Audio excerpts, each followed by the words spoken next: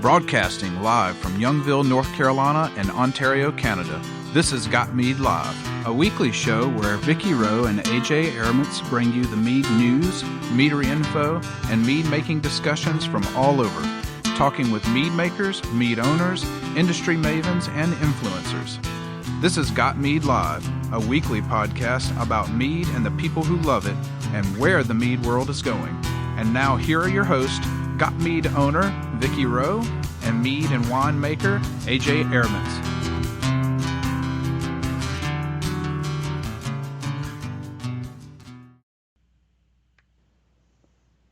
From the den of the puppies of the apocalypse in North Carolina, the bunny pen in Ottawa, Canada, and the retirement state in Minnesota, it's GotMead Live. Welcome to the show. We're really glad to have you here this week. This week we're talking with Willie Wrede, who is the owner of Meduseld Meadery, and he's a Braggot guy, so there should be some fun conversation there. And he has axe throwing in his meadery. How cool is that? So we're gonna have him on tonight. And he's a Marine. Happy birthday! Happy 245th birthday to the U.S. Marine Corps. Thank you for your service. So yeah, and he's a Marine, so this is fortuitous to have him here. Wanted to say thanks to all you who renewed or signed up for a GotMead patron membership. You are very much appreciated. That's what enables me to pay for the services that need to be paid for to keep the GotMead thing going. That's the show, the site, everything. So very much appreciated. For those of you wondering what that is, it's $30 a year. Get you access to the GotMead patron Facebook group, GotMead patron boards on the forum, the recipes contained therein. It gets my undying gratitude for a little over 50 cents a week. And as I say, that's what basically keeps things going around here. So thank you very much. For those of you that might be interested, my Chamerlot Piment recipe is in those sections. So it's turned out pretty good, and it's been made commercially. So I guess I'm doing it right, at least for that anyway. So if you wanna check it out, you can go to gotmead.com/community and sign up for a free account, and that will let you upgrade if you wish to become a patron. So thank you. If you want to catch us online, you can listen live on the GotMead website.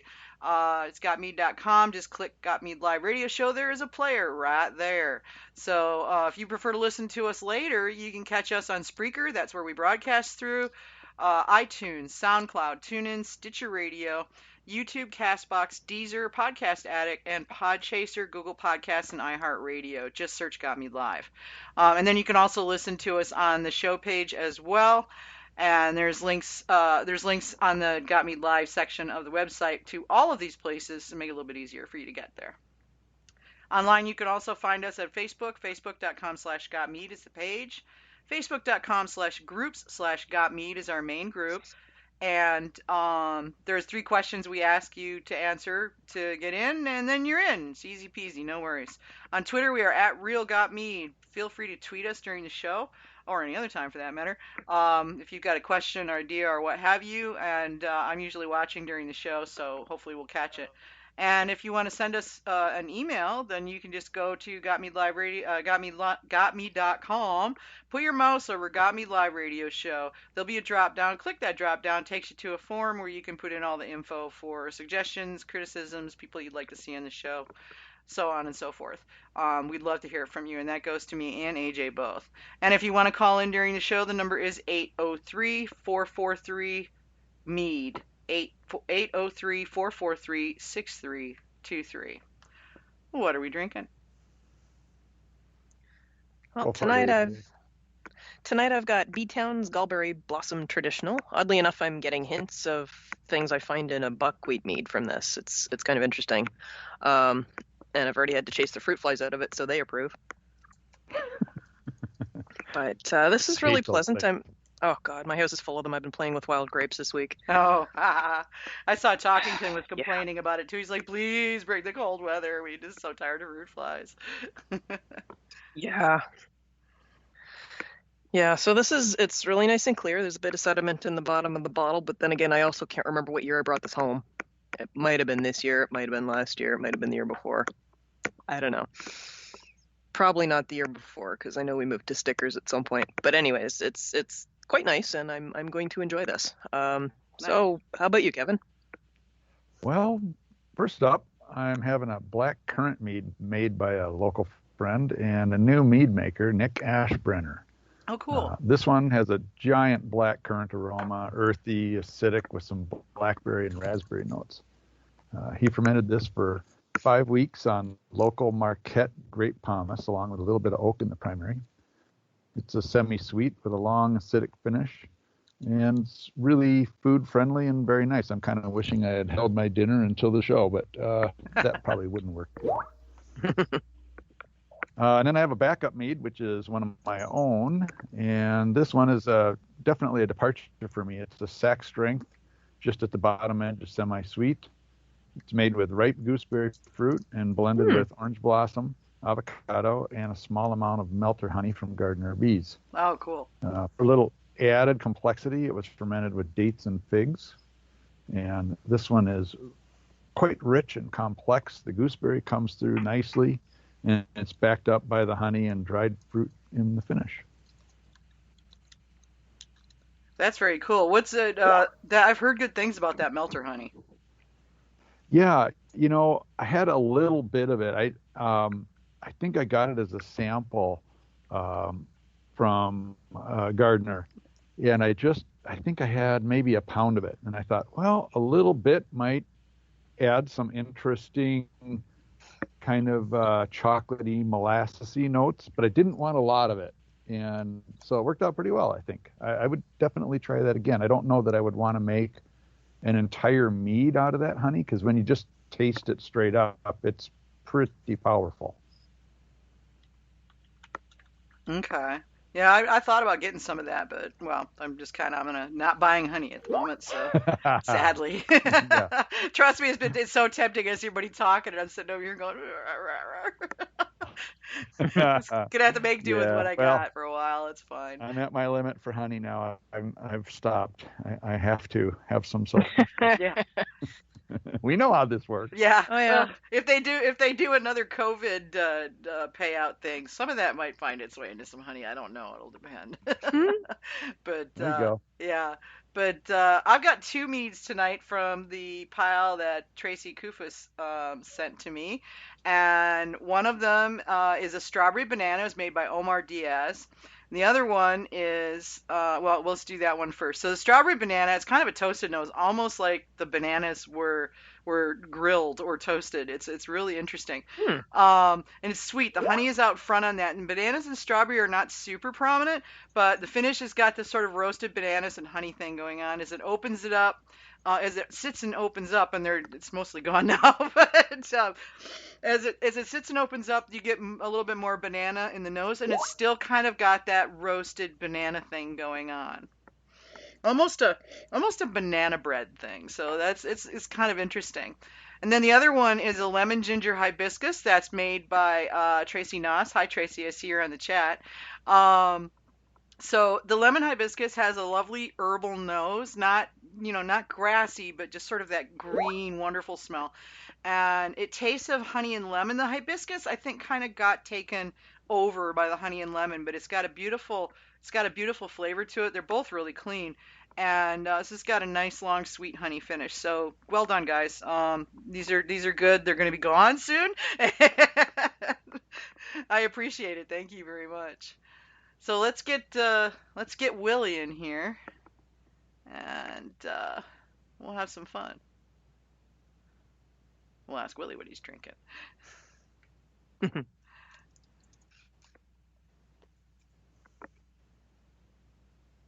it's calling. Yeah, there he is. Hey, Willie. Welcome to GotMead Live. Hi, Vicki. How are you? Pretty good. You've got me, AJ, and Kevin Meinsma on with you. Hi. We want to wish you Hello, a very how's it going? happy Marine's birthday, too. Absolutely. Thank you very much. Thanks for having me on. Oh, no, we're happy to have you. So what are you drinking tonight? I am drinking water. No, dude. Yeah. I had a really fun Sunday. Are you familiar with like Dark Lord? Barrel aged Dark Lord from like Three Floyds. So they didn't have Dark Lord Day for obvious reasons this year, and we decided to have our own Dark Lord Day this Sunday. So we had a bunch of different years, and we did a bunch of verticals of Dark Lord, and the day quickly got away from us. So now I'm like, on the Marine Corps birthday, and I'm being a good boy. So yeah. I love the shirt for the picture. That was hilarious. Oh, thanks. Yeah. They're. I was trying to find something to send to you that would embody the day and kind of the spirit of what we got going on at Meduseld as well. Okay, cool. So, Meduseld, where does that come from? That's an Old English word. Mm-hmm. It's I first heard it when I was reading Tolkien, when I was like knee high to a grasshopper. I wondered why that sounded so familiar. Yeah. Geeks of a feather. Like he borrowed a lot from like histories to kind of build his societies and stuff in Middle Earth. He did. Mm-hmm. So, that was like King Theoden's Hall was called Meduseld in the stories. Okay. But yeah, it means mead hall in Old English. It's like mead hall. It's like mazer cup. Yeah. Yeah. Cup. Yeah. Yeah. Same kind of thing. So you guys have been open, what, 3 years now? Yeah, we've been open 3 years, a little over 3 years now. Was Memorial Day weekend of 2017 when we opened the doors. And man, when I say that, it's like, I can't believe it. It's just so strange. Yeah. It sounds like you're happy you did it though, right? Oh, I mean, of course, with everything, it's ups and downs, but being your own boss, or at least having the public be your boss, is not so bad. It's a far cry from what I did before. Do you? What do you imagine? Everybody says, there's just endless work, but there are a lot of moments when you're talking to someone about what you made, and they might not even know that you're the mead maker, and you just hear them saying things about your product, and you see people, like, you look out across faces who are there enjoying their time and their experience at the meadery, and you're giving them that, and it's just really, really satisfying. What would you say is your favorite thing about owning the meadery and tap room? My favorite thing, I think I pretty much mentioned it. It's interacting with customers. And one thing that really surprised me was the relationships that you build with people. You just see them week in and week out. Next thing you know, they're like family to you. Nice. So it's a surprise. Yeah, that sounds cool. And it's cool. Yeah, I've been adopted already. There's an older couple. They're like, "Hey, we're adopting you. You're our long lost son now." So cool. It's very nice. Yeah. Yeah, it's fun. That's sweet. Yeah, Bill and Dolores, they're great people. Bill is one of those guys that always has a dirty limerick up his sleeve. Oh. Yeah. That's pretty funny. So now you said how are you guys doing? The public is your boss. So does that mean they dictate what you get to make, or do you get to make what you want to make? it's a balancing act. I'd say that if you just make only what you want and those things, your palate doesn't align with your customer, then you're going to have a lot of mead just sitting on the shelves until you find those customers that also have the same palate that you have or the same preferences in that moment. So you kind of find out what people like and you make what they want to drink. It is a business after all. Mm-hmm. So there is, things that you have to consider that, you might be all jazzed about this, really cool process and this awesome yeast and really cool honey and everything else. But, if no one likes it, then you're making it for yourself. And sometimes that's fine. If, like I said, if that aligns with what other people want. But I would say that probably happens about half the time. At least in my so maybe a follow-up to that then. What things were a surprise that your customers liked that you just really didn't anticipate? Ooh, good one. He's going to pin you down, Willie.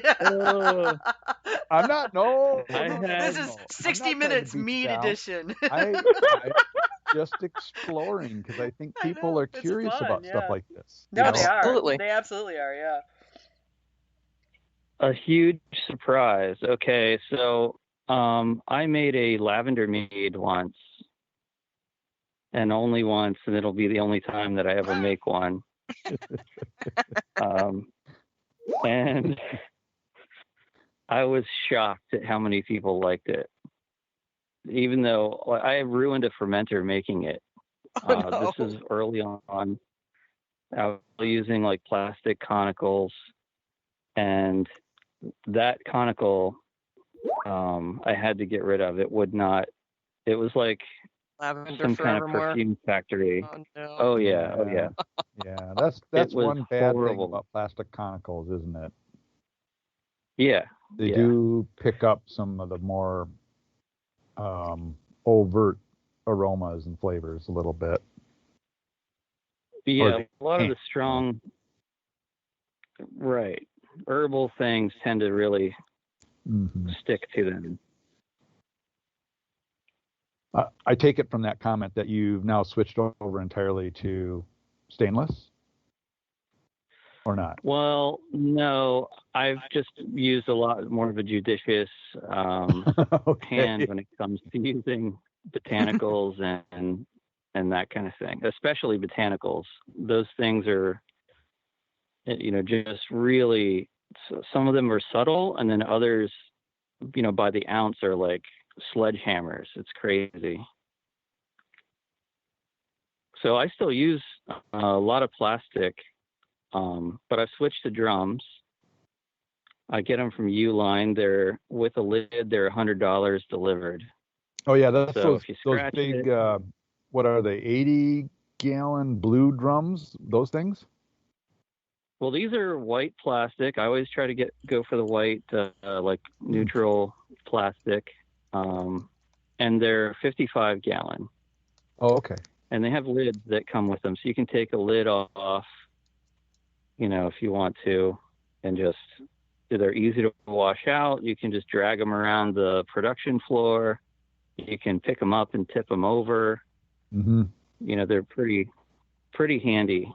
Are these those ones that have that like steel band with a cantilever on it to fasten the lid down? One of those? Okay. Yep. Yeah, the lid gaskets are less than to be desired on that. You mean they're not made for making mead?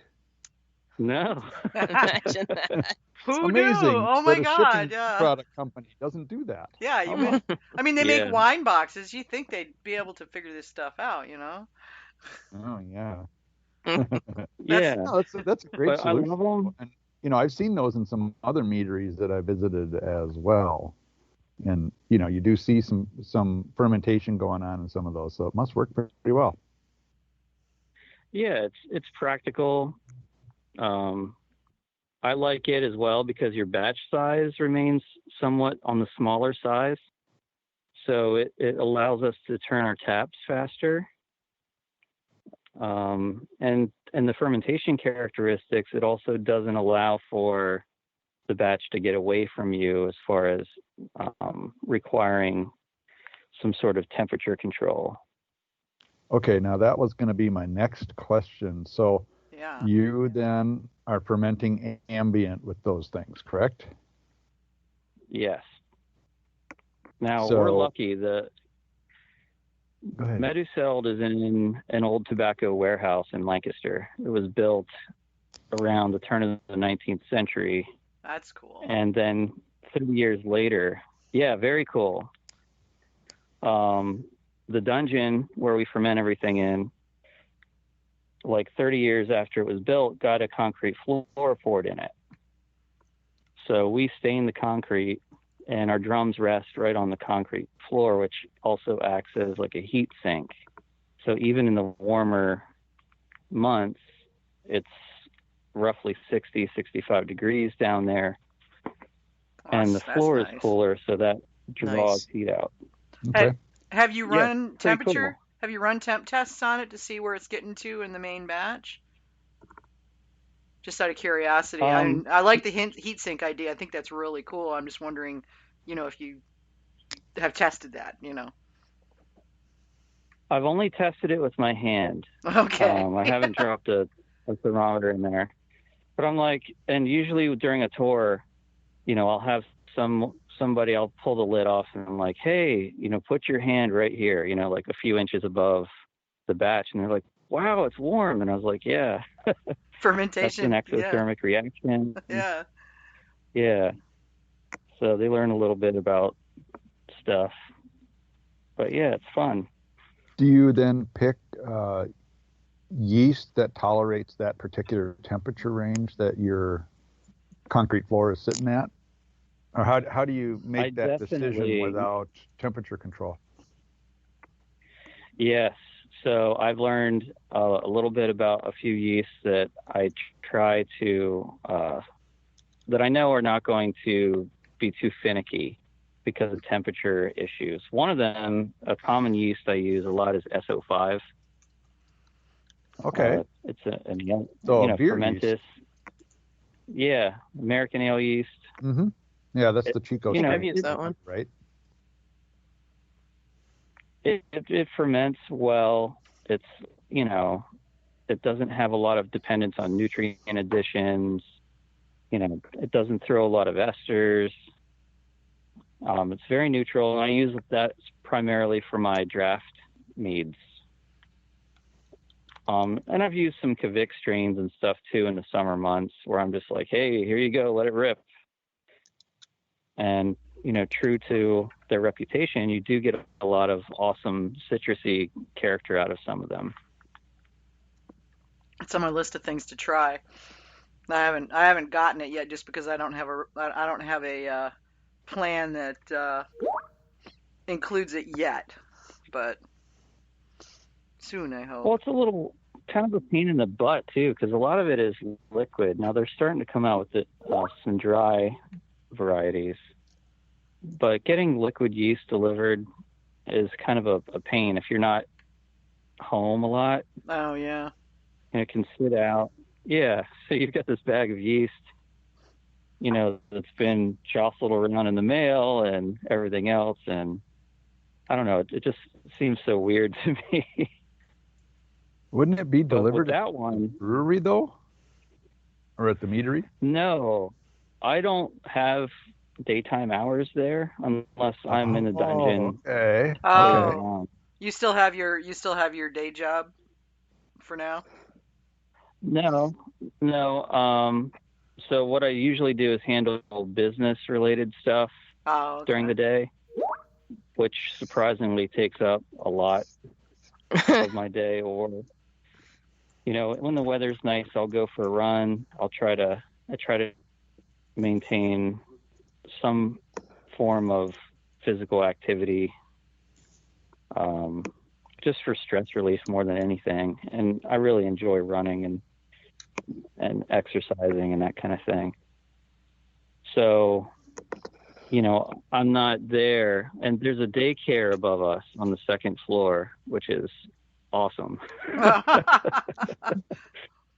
So if you can imagine, all you hear all day in there is, you know, Right. children being kids Yeah. and learning and that kind of thing. Hollering and And yelling so and it babies doesn't make for a crying. productive office environment. Yeah. Totally awesome. Yeah. Yeah. Yeah. And it's not But just then one, when it's you like open 30. up for business, they're gone, right? Right. So that's Our hours don't cross over with each other. okay. Now, obviously at your scale, it's probably too much of a pain, but you know, you can dry like yeast pretty easily. Yeah, but they don't ship it that way is Oh, the yeah. problem. You get the bag o' liquid, you know, dropped off at your front door if you're not there. I think is If you what go to the Kvike store, Oh, I you think can order it get dry? Oh, okay. Yeah. It comes in flakes. Yeah, there are some that are now, there are resources now for some dried varieties. Right. And as you mentioned, you can dry it too. Right. I've done it. Works fine. I've seen. Now, what's your method for doing it? Well, mine was very ghetto, I admit. And, you know, I was just trying it to see if it would work. So I had made a beer with it, and I had a lot of leftover trub. So I built a starter. So it was a pretty big, thick starter, and I let it settle out.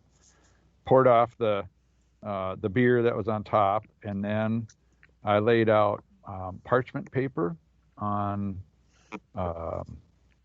like a fresh, brand new cutting board, and put a little fan in there, and then covered it with a big black tub. Oh, this is that. Hmm. Yeah. This is the Yeah. reason I bought Those temperature tubs are control handy. stuff. Yeah. I keep telling you, Vicky, those tubs are handy. I'm telling you, yeah, I gotta go down and get dirt for my indoor pots next week. $9, So I'm come gonna on. I'm gonna get a couple of those and put it together, and I'll take pictures and do a write up and say Kevin told me to do this, and you know, Okay. because I've got But anyway, the cool things from Inkbird. But yeah, go on. Sorry. yeah, so that's what I did, and I covered it. I let it go like overnight, and then came and checked on it, and basically as it dried, you know, it pulled the sort of like it pulled the parchment paper up, you know, so it almost rolled it, because as it dries, you know, it Contracts. And then I just peeled the flakes off and stuck them in plastic bags in the fridge. And That's if cool. I want to, you know, make a new starter, I just pull out a handful of flakes and throw them in some medium and spin them up.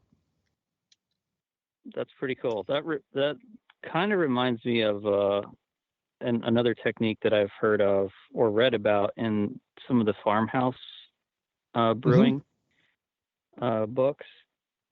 And I think they use cheesecloth or something like that. But it was basically the same thing. You pull it off, but it's hanging in the barn or the brew house or whatever, you know. Right. Well, some of the But yeah, Norwegian ones have what they call a kvike ring, I think. It's actually the interlocking wood pieces that form something that looks like a wreath. And they stick it in the bottom of the fermenter when when the beer's been removed, the yeast bonds with the wood, and then they hang that ring somewhere and let it dry out. Same idea as the magic spoon. Yeah. So I mean, it's doable. It's worth playing with, especially on a small scale. I don't know if I'd want to do it if I had to make, 55 or 80 gallons at a time, but yeah. Right. Well, the cool thing about that is if you do underpitch, the stress of that will also release esters, and I guess they're somewhat pleasant. So, and I don't know that from experience, but just again from what I've read is they typically do underpitch. and that kind of leads to developing a lot of cool character and stuff too. Mm-hmm. Yeah, I know there are people who are doing that. There's also some research that says that's not actually a good practice, but try it yourself and decide for yourself, I think, is what it comes down to. Yeah, and consistency of results. If you're not that worried about that, then go for it. Yeah. Yeah. Mm-hmm. So now you said what have you got something about brewing draft now? meats. What was that? I'm sorry? Oh yeah. Oh, I was wondering what you guys all have fermenting now. Oh my gosh. I'm going to let them answer that because my answer is likely to be very long. Well, you'll have plenty of time because I don't have anything active right now. I've just got a bunch of stuff that I really, really, really, really, really need to bottle, and a bunch more stuff that I really ought to have racked a year ago. Yeah, I got to bottle up the 12 gallons of Chamberlain 2.0 that's finished and clear now, I'm assuming. So I got to go ahead and bottle that. And then next batch is probably going to be, I've got 4 gallons of strawberry juice. So I'm thinking strawberries, cinnamon, haven't decided which honey, but probably going to go with the Nebraska Wildflower that I got. I managed to get a gallon of that Nebraska Wildflower everybody was going on about. I figured it'll work good with the strawberries. And I haven't decided if I'm going to add anything else other than the cinnamon, but we'll see. Because I'm not sure how, and this is new. I mean, I got the strawberry juice at this peach place. There's a peach farm just on the other side of the North Carolina border in South Carolina.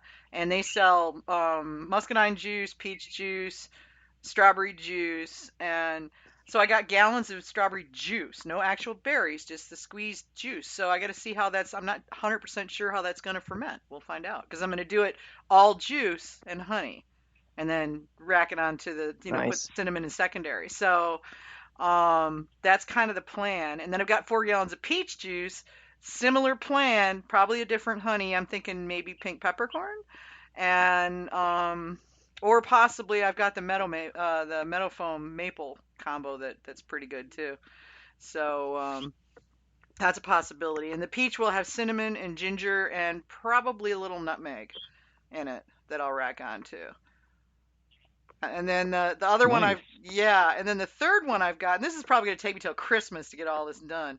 But the third one is going to be, I got a gallon of dang near black, accidentally bocheted honey that Tracy Kufis got like a barrel of from this guy who was shutting down his shop, and the honey was crystallized. He had wrapped it in a warming blanket and then forgot about it for like a week or so. And so the honey caramelized right in the barrel. And so she sent me a gallon of this, and I mean this stuff is amazing. I thought it'd have that it'd maybe be over bocheted and have that sort of ashy edge that it has when you take it just that one step too far. And it didn't. Yeah, like an acrid. Yeah, it's like an acrid, almost ashy note. And I found that in quite a few bochet's because it's so easy to cross that line. It's a very thin line, And but this one, for whatever reason, the fates decreed that it was going to be okay. And I mean, it's coffee and butterscotch and caramel and leather and coffee and oh my god, it's amazing. So I'm figuring sizer with that. I'm gonna do a cool. go down and get I'm gonna go down and get apple juice at the farmer's market, and I figure a sizer. Haven't decided if I'm gonna do spices or not. I think I may let it ferment out and see how it tastes before I make that decision. Absolutely. Yeah, I want to see how this honey does. I never put spices in primary. You've never what? Oh, good, because that was a question. That's kind of a standard I never question. So that's a good one. For sure. Mm-hmm. Yeah. I always taste. Even acid. I try not to do anything with acids unless there's a pH issue. Mm-hmm. What about post fermentation though? Do you do acid adjustments then? Yeah, absolutely. Okay. But just usually nothing up front. Nothing up front. If I have to back sweeten, I'll do that first, and then I'll adjust the acid afterwards. Mm-hmm. Mm-hmm. So it's like the last thing I do is acid adjustment. And I always sneak up on it too. I tried to do like 1 gram of a blend. If I don't have specific broken out acid compounds like malic, tartaric, and citric, based on the like recipe composition, then I'll just use an acid blend. And I'll just adjust the taste. Start with about 1 gram per gallon, and then move upward from there. I usually end up putting in about 2 grams per gallon. That's like a good middle of the road did you for say me. you're using an acid blend, or are you doing individual acids? I've done both. Sometimes. Do you have a preference? With sizers?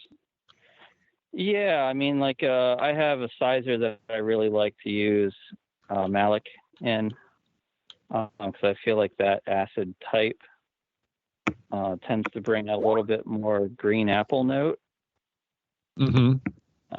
And it kind of brightens up the apple flavors in just a different way. So I like malic for sizers.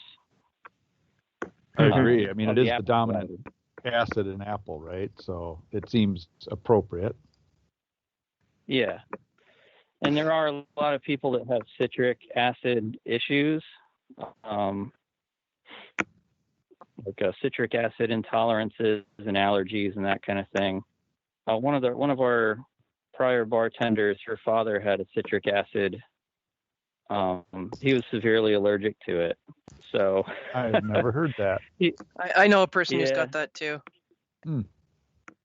So they were asking me like which ones, that's where it's like really great to have the person that made it there, because it's, hey, which one doesn't have any acid in it? And, I can tell them right away which ones that weren't corrected, at least not added by me. So,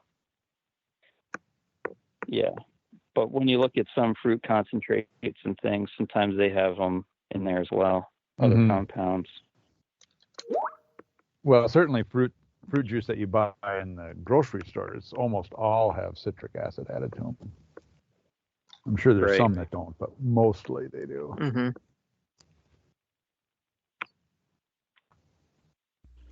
Speaking of Bochet's, I've got 2 that I'm about ready to bottle. Yeah? What you got? Yeah. So one of them, what I do is I blend 3 different honeys together in a giant copper kettle, and then I get the fire going under it, or I use this big burner now if the weather's not right. And so it's all still pretty small batch stuff. But I have a ex-maple bourbon barrel aged Bochet, Oh, and that thing, oh man, it's fantastic. I'm really happy with the way it's turning out. I just pulled it out of the barrels last week. okay. And I looked then at your I'm doing a website, variant. and it looks like you do a fair number of barrel-aged meads. Is that a fair assessment? Yeah, anything that I put in a bottle, I take different approaches to making mead based on my intention for that batch. So if I'm gonna make a higher alcohol mead, I like to barrel age it if possible, or at least oak age it, or get some age on it in some way, shape, or form. Sometimes it doesn't make sense to do that, and I'll have something that's just easy and clean, without any kind of like barrel characteristics. But I really love playing around with barrels. It's just so much fun. You kind of roll the dice a little bit with what you're doing, and there's an aspect to that I really like. We're very fortunate that an hour away from us is Northeast Barrel Company. So I drive over there, and I get to pick the the victims, so to speak. Like, this one, you're coming home with me, you know. But you get to check them out. You get to, like, pop the bungs, get a flashlight in there, stick your nose in there, see if there's anything sloshing around in them, which is always really fun. But yeah, that's great. Now, with going with a smaller place like that, you're kind of limited to what you get sometimes. So I'm always like keeping my ear to the ground and seeing what they have available on their lists. But these bourbon barrels that were then maple barrels are just, I was like getting them into the back of my truck, and my arms were all sticky from the sugar coming out of the wood. Nice. It was crazy. I'm jealous. So I racked the mead into the barrels after it was done fermenting, and I went downstairs, and like one of them was like leaking like a sieve. So I started, like, I was going to pull a sample, and as I'm pulling the bung, it shot out of my hand. So it had a re-fermentation going on in the barrel. Yeah. So every other day I'm down there popping the bungs and trying to get them to just relieve the pressure. Well, it worked for one. So I had two of these barrels total. The one that kept leaking really badly, I just ended up pulling a little earlier than I wanted to. And, but I have one barrel that I just pulled last week it's got the right amount of bourbon. It has an awesome amount of maple character. You get all the marshmallow toffee notes from the bochet. It's just, man, it's really nice. But the other batch, I got a hold of some Amburana wood. Are you all familiar with Amburana? No, never heard of it. This is new. Okay, so I had a stout. I believe the name of it was Amburana Stout.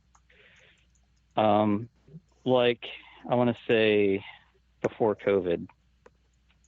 And I was like, what is this? It tastes like French toast, like all these baking spices and stuff. And I look on the label, and it's like Amburana. I didn't know what Amburana was. I thought it was somebody's name of their girlfriend or something, you know? And I'm like doing a little research, and here it's this exotic wood from Brazil, and it's very perfumey. It has like notes of like nutmeg and cinnamon, and it smells like someone's baking like something awesome in the oven, and you just happen to be right there, like getting big whiffs of it and stuff. It's really awesome. So a couple months goes by, and then I see Chad Wiltz had released a mead from Garage East. I never know how to say It's Garage East. It's Garage East, yeah. Yeah. So I'm like, and it had Amburana in it. So immediately I jumped onto Facebook, and I'm like, Chad, where did you get that wood? And he's like, oh, here you go. Here's my contact. And I was like, yes. So I got it delivered, and through the plastic in this box, you can smell. It smells like a box of cinnamon rolls or something. It's crazy. Oh my gosh. But anyway, so the early batch, I had to double wood this thing because I just wanted to see what it would be like to do the maple, the bourbon, the baking spice profile of the Amburana together. And that is like, wow, it's really, really crazy. So yeah, we're doing the main batch and then the variant, and those should be coming out really soon, hopefully by Black Friday, but okay, yeah. I'm excited for them. That does sound really interesting. So now are you opening another location, a second location? Yes, I'm not busy enough, so I have to. Yeah, you need I more to have to do, dude. definitely need more to do. So, so what happened was, I I've been looking for a way to get out of the dungeon for a while, Uh-huh. because we have to carry our honey buckets, or so all the pails of honey, every pallet of bottles and all that has to be broken down and carried box by box down a set of steps. And we only have a couple, I think it's like a little over 2,000 square feet downstairs. Plus, a lot of that's now taken up by a walk-in, and the ceiling height's only 7.5 feet. So anyway, we're running out of space, and I've been looking for a production facility where I could just, focus on making everything. And I found this building, and it's perfect. It's got 17-foot tall ceilings, sloped concrete floors. It's almost 5,000 square feet. It's 7 minutes from my house. Oh, that's so nice. It's like really, yeah, it's really nice. But I always wanted to make beer as well, commercially, so we can do braggot. And I've only ever been able to do braggots as collaborations with breweries in the local area. And they've always been really big hits with people. And you see a light bulb that just kind of goes on in people's heads about mead when they're drinking braggot. And they're like, oh, this is like mead and beer. I'm like, yeah, it's the best of both worlds. And it's one of my favorite things to drink. It's fantastic. There's nothing quite like taking a mead and a beer and a drinking horn and just playing with the ratios until you get it right. And halfway through playing, you don't care anyway, but Is that your standard you get that approach to mixture. making a braggot? You brew separately and then blend? It's the most successful thus far. Blending, you get to control all the parameters, and it's a lot more widely accepted now. I think there might have been a little bit of a hesitance in people's minds to accept something like that as still true to the art forms, but there's a lot more people that are blending and releasing some really amazing products now.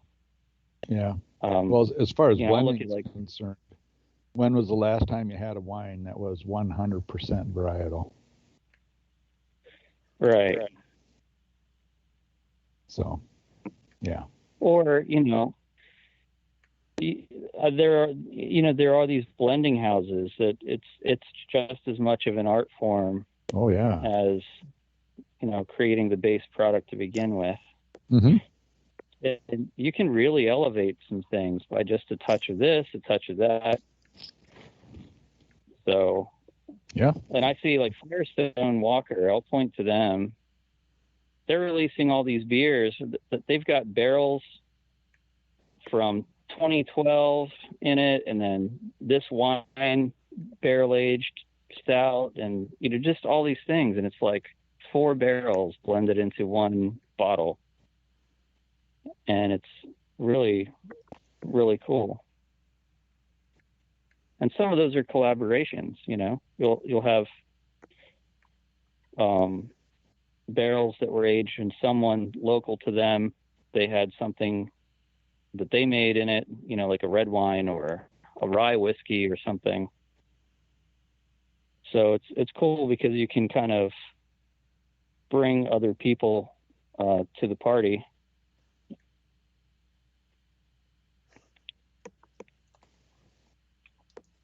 We got, I'm trying to type and talk at the same time, never good at it. Uh, we got a question in from an email, which I just happened to be looking at, thank God. Nathan Stigman, who I believe is in process, he was asking, since you've been out there doing this for a while and seeing what the general, consumer interest has been in terms of alcohol or ABV, are you seeing a trend more towards the lower or the upper or medium octane meads? Ooh, that's a great question. There's more I after that, think but it we'll do this part depends. first. That really depends.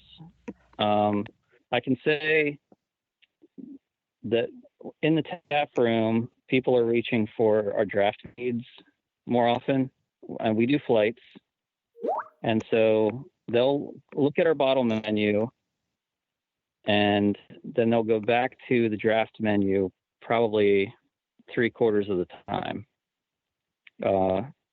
Now, is that driven by ABV?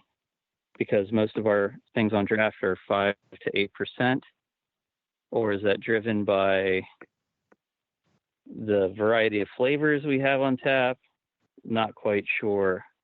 But there are people that will look at an ABV and they'll say, "Ooh, I'd better only have one glass of this, or I have to drive. Let me just have one flight," that kind of thing. So, well, that's nice to hear. Yeah. I mean, you don't want people going out of there loaded, do you? No, I've never seen, well, I shouldn't say never. People that generally are going to meaderies are not going there to get wasted. Right. It's not a bar. It's not a bar scene. It's not a pickup joint. Totally. And of course, meat's a little more expensive, even in draft form. Yeah. So it does happen. I've made love connections for people, for sure. Okay. Oh, this is going to be one of those, what do they call that now? Or they used to call it a meat market. Oh, God, a meat market. Yeah, meat market. Nice. There you go. Haven't heard that in a while. You're showing your age there, Kev. Yeah. I know. The sad thing is you understand. We have some. Yeah, I am too. We kind of control a pour size as well. So we have pour sizes and volume sizes that are appropriate for different ABV. So, that's signaling to people as well. Hey, this is higher potency, and our price points reflect that as well. So people want to enjoy a little bit more. If they want to have more than one or two glasses, they're going to go for the lower alcohol stuff. Right. Yeah. How do you set your price points? There's got to be an art to that. Yeah. How do you make those decisions? I don't know. We just throw darts at a wall, and no, there's, today's bottle is $25. Plunk. Right. Well, I try to be fair. I look at something, I say, what would I pay for that? And I even ask my people when we're bottling, we're usually tasting what we're bottling, and I say, hey, what would you pay for this? Knowing what we make, knowing the rest of our offerings as well, they usually give me an answer in the ballpark of what I was, thinking anyway. Well, that's good. So, which is something, which is a number that I assume is allowing for a reasonable profit over and above your costs. That's the idea. It is a business, as you said. Right. Yeah. We have to know. I have some general rules of thumb. That back in the day, like, it's kind of dangerous to talk about price fixing and that kind of thing. Well, I don't know if it's price fixing. That if you were colluding with, like all the other meaderies in the area, then then it would be. But right. Yeah, but you're not. So. Right. But I'm happy to get about $1 an ounce for my draft stuff, and we usually do an 8-ounce pour, so it's a generous pour for an 8-ounce mead. But you're looking at something that I look at, the craft beer places around us, because that's the customer that I'm trying to cater to, so to speak. So we have, it's not outside the norm. People aren't going to get sticker shock when they come into our place and say, "Oh my gosh, it's $15 for a 5-ounce glass." It better be something special, Mm-hmm. and that's not outside the realm of possibility. If I thought we made something and I was like, yeah, I'm totally justified doing that. But I feel like I'd rather make 25 cents 50 times, Mm-hmm. than $50 or what have you. I can't remember how that saying goes, but you know what I mean. Yeah. Mhm. It's you Well, go there's for some the value in volume. having enough customers in the place too, right? Mhm. So having Yeah. a slightly lower profit margin, lower price point encourages more people to be there, and there's a lot of value. You look at some of these restaurants, right? And there's 3 cars in this lot. I've never been here before. I don't know if I want to go in there. A little bit of that kind of thing. You don't want that. Yeah. Now, you'd have to find our parking lot before you made that assessment. Well, you understand what I'm saying. Yeah. Yeah. Being busy, having a lot of people in there, that's a very nice thing. It is. It's welcoming. It is. It's a strange. I've often thought, what if we set up mannequins in the windows? Like they're doing in the You know. stadiums at the ballparks and that, because they Oh, can't have God. people there. That's like so strange. But yeah, I actually saw, and there was an article, and I guess there were some restaurants in New York that were doing exactly that. They had mannequins, and they're like sitting at tables, having coffee, talking to each other while working on their phones, and they're all, mannequins. But it made the place look busy Yeah. and full of people. There was, Makes it feel a little bit more normal. I think so, yeah. I don't know. I wasn't sure if I thought it felt more normal or if it would feel creepy. I don't know. I've seen too many movies, where you know what happens when you're in a room like that. You just know what's gonna happen. So it's just, my brain would run away with me, I think. That reminds me of a Twilight Zone episode. Oh yeah, I know that one. Yeah. Yeah, and it was very creepy. Pretty creepy. Yeah. So yeah, my brain would go places What like are you that. giving to the? Yeah. Right. Of course, you could have a lot of fun with that if it was yeah. Halloween, or something. But yeah. Yeah, I mean, that would be really good for like marketing opportunities for if you had like, some apparel or merch or something you wanted to sell. So you could like dress them up in your merch. Merch would be cool. Yeah, they'd be like having a flight at the bar. Yeah. Dress them up in staff t-shirts. Wearing your t-shirt and your hoodie and Yeah. You could do a virtual murder mystery with mannequins. Oh God, that would be great. And you got that giant tobacco place, so Oh yeah. Now I've scared myself to death we had a cardboard cutout of a Viking that you could like stick your face in, and it was like one of those things you could take pictures of. Oh yeah. Right. And I'd forget about this guy, and I'd be turning the lights off at night and walking around, and then you see this giant silhouette of this horned thing like looming in the darkness, and you're like, ah!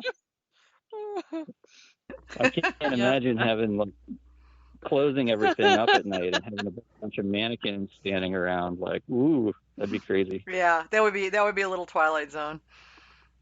I actually have the same thing happen. The jiu-jitsu club that shares our dojo space with my Aikido dojo has a couple of dummies, and sometimes they stand him up in a corner.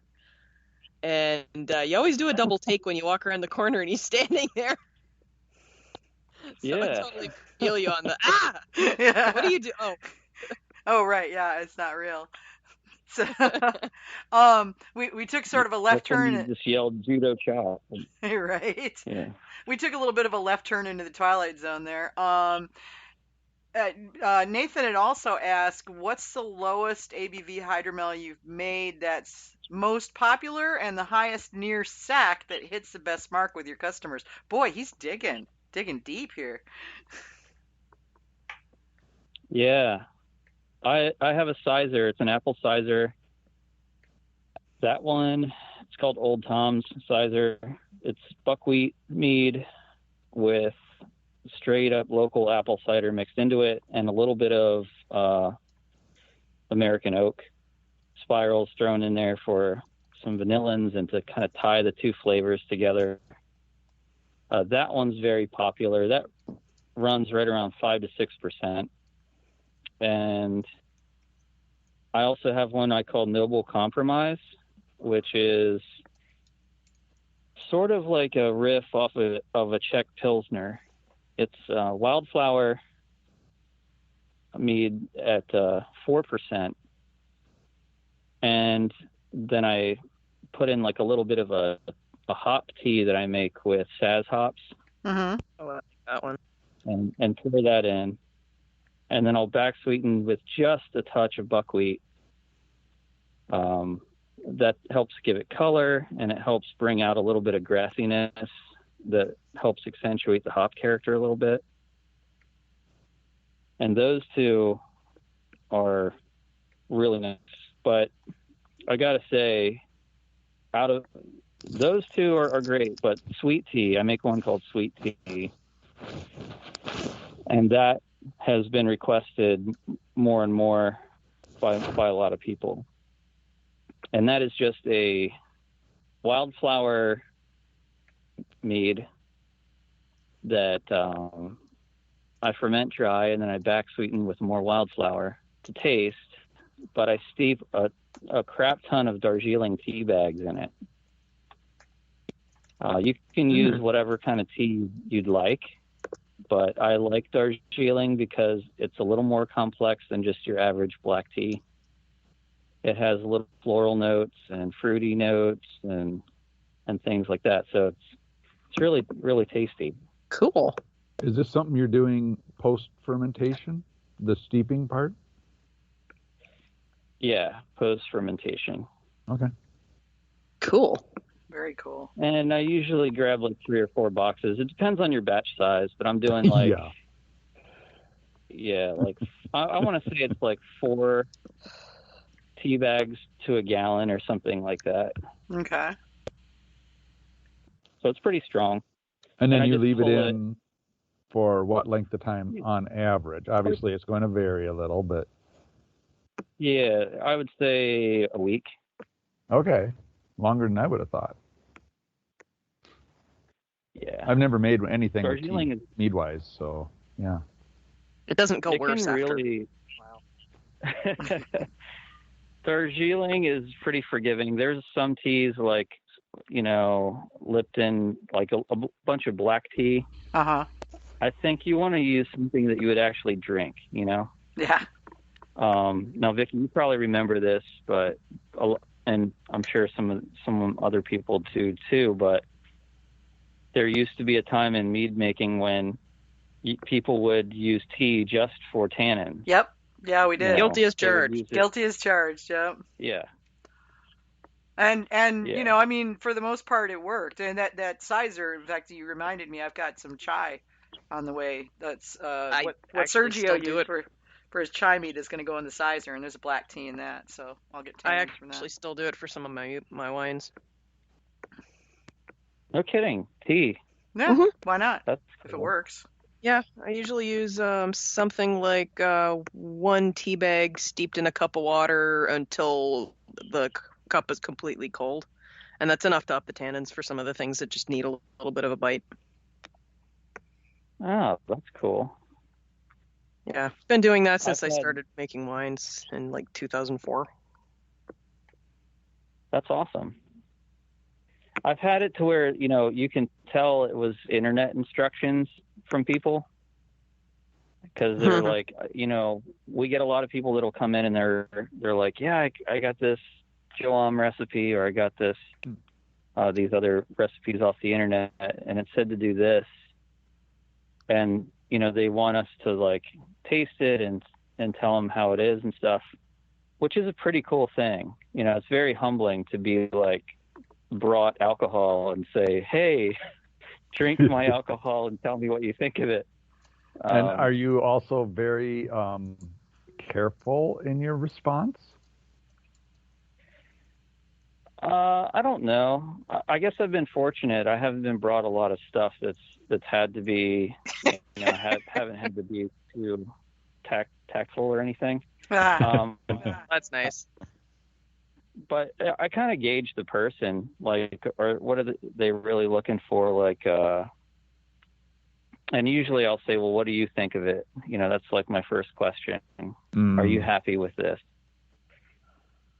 And I kind of let it go from there. And sometimes they'll say, oh, well, this got away from me, or, you know, I wish I would have done this differently or something. And then that gives me a little bit more to help them with, which is great. I wish that we did that at mead competitions, you know, like everyone shows up with their mead and do like speed dating or something. Oh yeah, it is. Hey. It is like speed dating, isn't it? That's so funny. I never thought of that. I got married before speed dating was that's sort a of thing, the social so. piece after the competition, isn't it? Yeah, pretty much. That's when we used to have the big room. When Carvin was doing the big room, it was this huge suite, and we'd all be in there, and there'd be God knows how many bottles of mead sitting on the counter in the little kitchenette, and then everybody walking around with bottles of mead and going, here, try this. Here, try this. Tell me what you think. It was mead dating, you know. It was awesome. Yeah. Yeah. Worth the price of admission right there. Absolutely. And, you know, all the leftovers and stuff, too. Oh, God. that you get to go home with. I still have some from Mead for Your Die that we judged in 2017. Yeah. And I'm like, wow, these are pretty cool. And we'll pop one here and there. You know, totally anonymous still. Like, we have no idea, like, whose it is or where it came from. So it's fun. It's like mystery mead. Mystery mead. I brought a couple of those home from Mazer Cup. Most of them have been really good, which is nice. Yeah, well, the mead making has really come a long way, I think, in the last, I don't know, 10 years or so. At least. I'm sure. Yeah, I mean, I haven't been in it that long, so I would say just in my experience, even in the last 3 years that I've been a commercial mead maker, your average home brewer is like really well educated on average, and they have, you know, a lot more intelligent questions to ask and that kind of thing. And you're not handed like really off tasting stuff a lot, which is cool. Oh, but to answer the other half of that question about the sack meads, there are not a lot of people. So around this time of year, sack meads start to really come into their own, I think, at least for us. People are looking at the higher ABV meads. And in Pennsylvania, in this area, there's a huge push for sweet. People love sweet, but they don't want to tell you that they like sweet. They'll come in and ask, do you like sweet or dry? And they think it's a trick question. And so they say dry every time. Yeah. Because someone somewhere told them it's more sophisticated or more adult if you like dry. I think that's what it is. Because everybody I ask, they're like, oh, I like dry. Well, okay. So what kind of dry? Well, reds. Okay, what kind of reds? You gotta drill down, man. Yeah. Mm-hmm. Yeah. But so, you know, I'll start with somewhere dry with a tasting and say, hey, try this one. And they're like, oh, that's good. But, you know, and then I slowly, gradually get them up to sweeter. And they're like, this is really nice. I like this. I didn't think I'd like something this sweet. I'm like, that's okay. Yeah, nothing wrong with that. We're so glad you found something you like. Yeah. No judging. How are you achieving the balance that you want in your sweeter meads? usually through some sort of component in the mead that will help balance it, whether it be a fruit acid or flavor. Oak aging, I like to use that a lot to balance things. And acid additions. So those three things, and really it's dependent on the intention of the recipe at the outset. You don't want to go into it not knowing what you're going to end up with, so you have to kind of be prepared. Out of curiosity, now, do you test your acid levels when you've finished balancing it, or do you just do it entirely by taste and say, I'm where I want to be, I'm done, I don't really care what the acid is? it's the latter. Okay. I suspected Yeah. that. Sometimes it's interesting just to know these things because it helps to give you kind of a benchmark or a target that you're shooting for when you're doing recipe formulation. You know what I mean? Right. Yeah, I use the tongue as my instrument, and then the scale, I'll put measured amounts of acid blend in, and I record it, so I know what I'm adding, and I can go back and know what I've added in the past, but I'm not afraid to do the same process the same way the next time, instead of just saying, oh, I put 120 grams in this time, let's just dump the 120 in. I still will go in about 40 grams at a shot and sneak up on it, because there are variables. And sometimes things will just taste different. So right. Well, you have you know. terroir, right? I mean, crop differences, that sort of thing as well. So it's not going to be exactly the same every single time. Right. How long do you have Especially to wait after you do an acid addition or make an adjustment on the sweetness in order to ensure that it's fully integrated? Because you said you're sneaking up on it, right? So obviously that takes a certain amount of time to get fully integrated before you're ready to do your next addition. What are you finding there? It's pretty quick. I usually take a spoon and I sprinkle in. So I'll weigh it out in a plastic cup, a disposable plastic cup, on a scale, sprinkle it in, give it a stir. And I'll use a wine thief to get my samples, put it right into a sample glass. And I mean, the acid compounds and things that, in my experience, are almost not quite immediate, but you're talking like less than a minute or two before they're dissolved and ready to go. So, I mean, you could take about 10, 15 minutes, and that's always been how I've done it, and I've never had a problem. Would you say the same thing is true for if you're adding honey or other sweeteners? No. No. So tell us honey about won't your dissolve. experience with that. I always end up with just a little bit of honey in the bottom of a fermenter, unless I agitate it very well, or I warm it, or something along those lines. So when I'm back sweetening, I usually don't end up having to add much. So I'm fortunate there.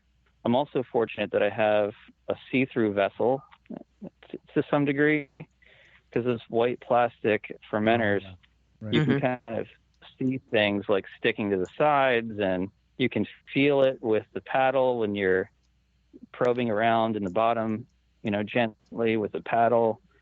Like, you can kind of feel if there's a little resistance there. So I'll agitate it and try not to stir the crap out of it, especially if I'm getting ready to package it. But luckily, with mead, it's pretty resistant to oxygenation.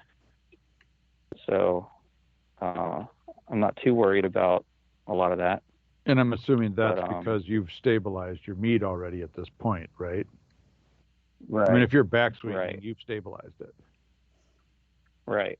Yeah, I stabilize with sorbate and sulfite, Uh-huh. and do you filter? I don't filter. Okay. I just rack. So I use racking as a filtration. Racking and time, especially for my bottled stuff. It's just time and racking.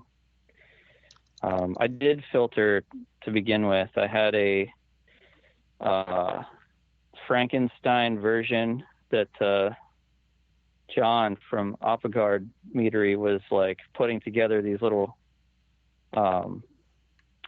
what were they? The mini jets, the Bonvino? The Bonvinos? Yeah. Yeah, the Bonvinos. Yeah. So he doubled the plates on it, and that little pump was like screaming, man, like trying to push mead through. Yeah, so I did that for a few batches, and I was like, this is ridiculous. Too much work, basically. Yeah, so much work, and really, I really like the idea of using time, because it does. There's a lot more beneficial things to it. So, I mean, you can't rush it. It tastes better to me after about 90 days of sitting after it's racked the first time. 90 days to me seems like a really good starting point. And then if we get into any kind of barrel aging or what have you, that's all dependent on if it's ready. Mm-hmm. Like, there is no magical number for that. Sure. So 90 days, is that kind of your typical turnaround if it's not barrel aged for, let's say, a standard or a sack or something of that nature? Because obviously your draft meads, you're probably not sitting on them for 90 days. No, the draft meads, I mean, I've had some turnaround in 2 weeks. Mm-hmm. Like the Noble Compromise, that's a really quick mead. But yeah, a lot of our bottled stuff, they'll start out their life, and it's lucky that I'm a procrastinator, because it's really I found the right profession if you're a procrastinator. Except when it comes to the paperwork, right? Right. Yeah. The government's rather insistent about that whole paperwork thing and happening on time. Yeah, that would be my failing, I'm afraid. Well, we have apps for that and stuff now, so it makes life a little easier. But yeah, I would say that any of our bottled meads are typically like 90 to 180 days or so in age. But then we've got like the Omai, the second batch of Omai that came out of these cognac barrels. That was in the cognac barrels for 16 months. Oh my gosh. That's the cherry mead. We picked the cherries 2 summers ago, and just blended that with that African wildflower honey that came out of Zambia, the Zambian gold. Mm-hmm. Yeah. I got that and some avocado blossom honey and paired them together, and then threw the cherries in, and then put those in the cognac barrels, and that's like really good. It's very nice. Cool.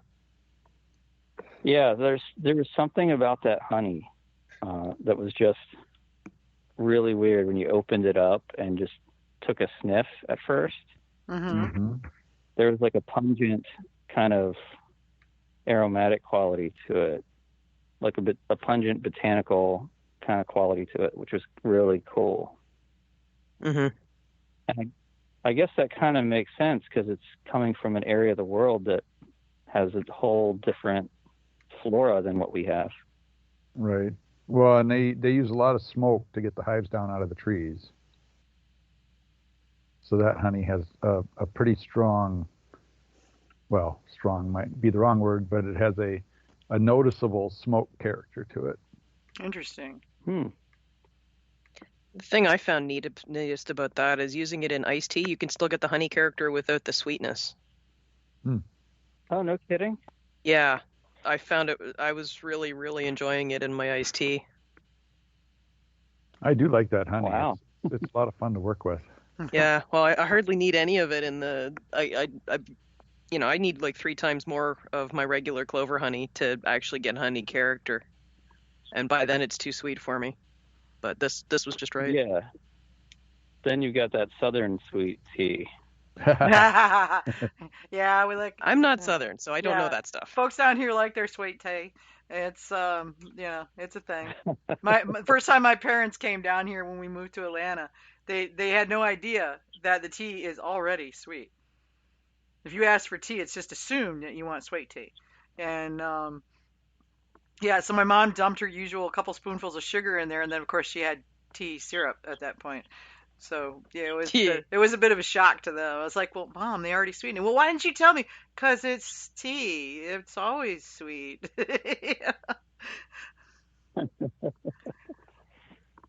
Yeah, you have to ask. That's cool. Yeah, down here you have to ask for unsweet tea if you want tea without the, So it's tea and unsweet tea. Unsweet tea. Yeah. I'll keep that in mind if I ever come Yeah. visit. Yeah, you come visit, just make sure you ask for it. I don't make sweet tea myself. I'm not a big sweet tea fan, but it's like, don't tell anybody I lose my Southern card. Yeah, they glare at you and call you a Yankee. Nah, I say bless your heart. I am a Yankee. I'm actually a damn Yankee because I came down and then I left and then I came back. So yeah, that makes me it makes me a G-damn Yankee. Because I left and came back a couple of times and just kept coming back. So, yeah. At this point, I got more grits than oatmeal in my blood. I've been down here a long time. But yeah, it's different. We got a couple questions here from James Michael. He's curious about laws, mainly just 'cause I think he's curious about laws in general. But he's asking, what are the PA laws around separation for meadery, winery, and brewery? Can you have both under the same roof there? Yes, you can. What's the separation? And it's very convoluted and up to interpretation. Oh dear. And like you'll that, never is get it? a straight answer. Oh no. Oh, yeah. No. Oh, that's bad. So it's more like Yeah, I'm just not have sure it's separate actually- buildings and don't bother with the. I'm not sure here It's if like- it's legal for a meadery to make a braggot. I think you have to be a brewery. That's true in a lot of states in the U.S. too. Depends on where you're at. Yeah. Yeah. We had to get a brewing license. We just got ours in September, finalized. We were a couple of days away from getting that when COVID struck. And yeah, so it just set us way back, but that's okay. Yeah. Yeah, the laws are so strange, but I will say this: PA has come a long way. It used to be really, really.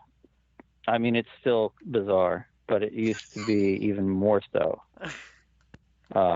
Hey, at least you can Yeah. do it. I mean, up until, I don't know, 7, 8 years ago or so, Florida was completely devoid because of their goofy laws down there. And somewhere along it got changed somewhere in the last 6, 8 years or whatever. And now there's like 8 meaderies and God knows how many breweries, and they're just popping up like mushrooms. They're everywhere. Yeah, it's great. Yeah, some of their laws were really strange. Like you weren't allowed to sell directly to people on your property and just all kinds of stuff. So tap rooms weren't a thing for a while. Yeah, it was pretty weird. Yeah, it is. It's very strange. Okay, so I mean, you like your braggots. Is that what Artifice is going to be doing? Is braggots or is it beer or both? So we're also, because we really are like excited about even more things to do for ourselves. and having less and less time on our hands. We're also opening a full-service restaurant in it. Oh God. Nice. You can do Yeah. that there. That's So we're awesome. yeah. So we're going to be making beer that pairs well with food. So that means a lot for us, and for me, that means a lot of English styles.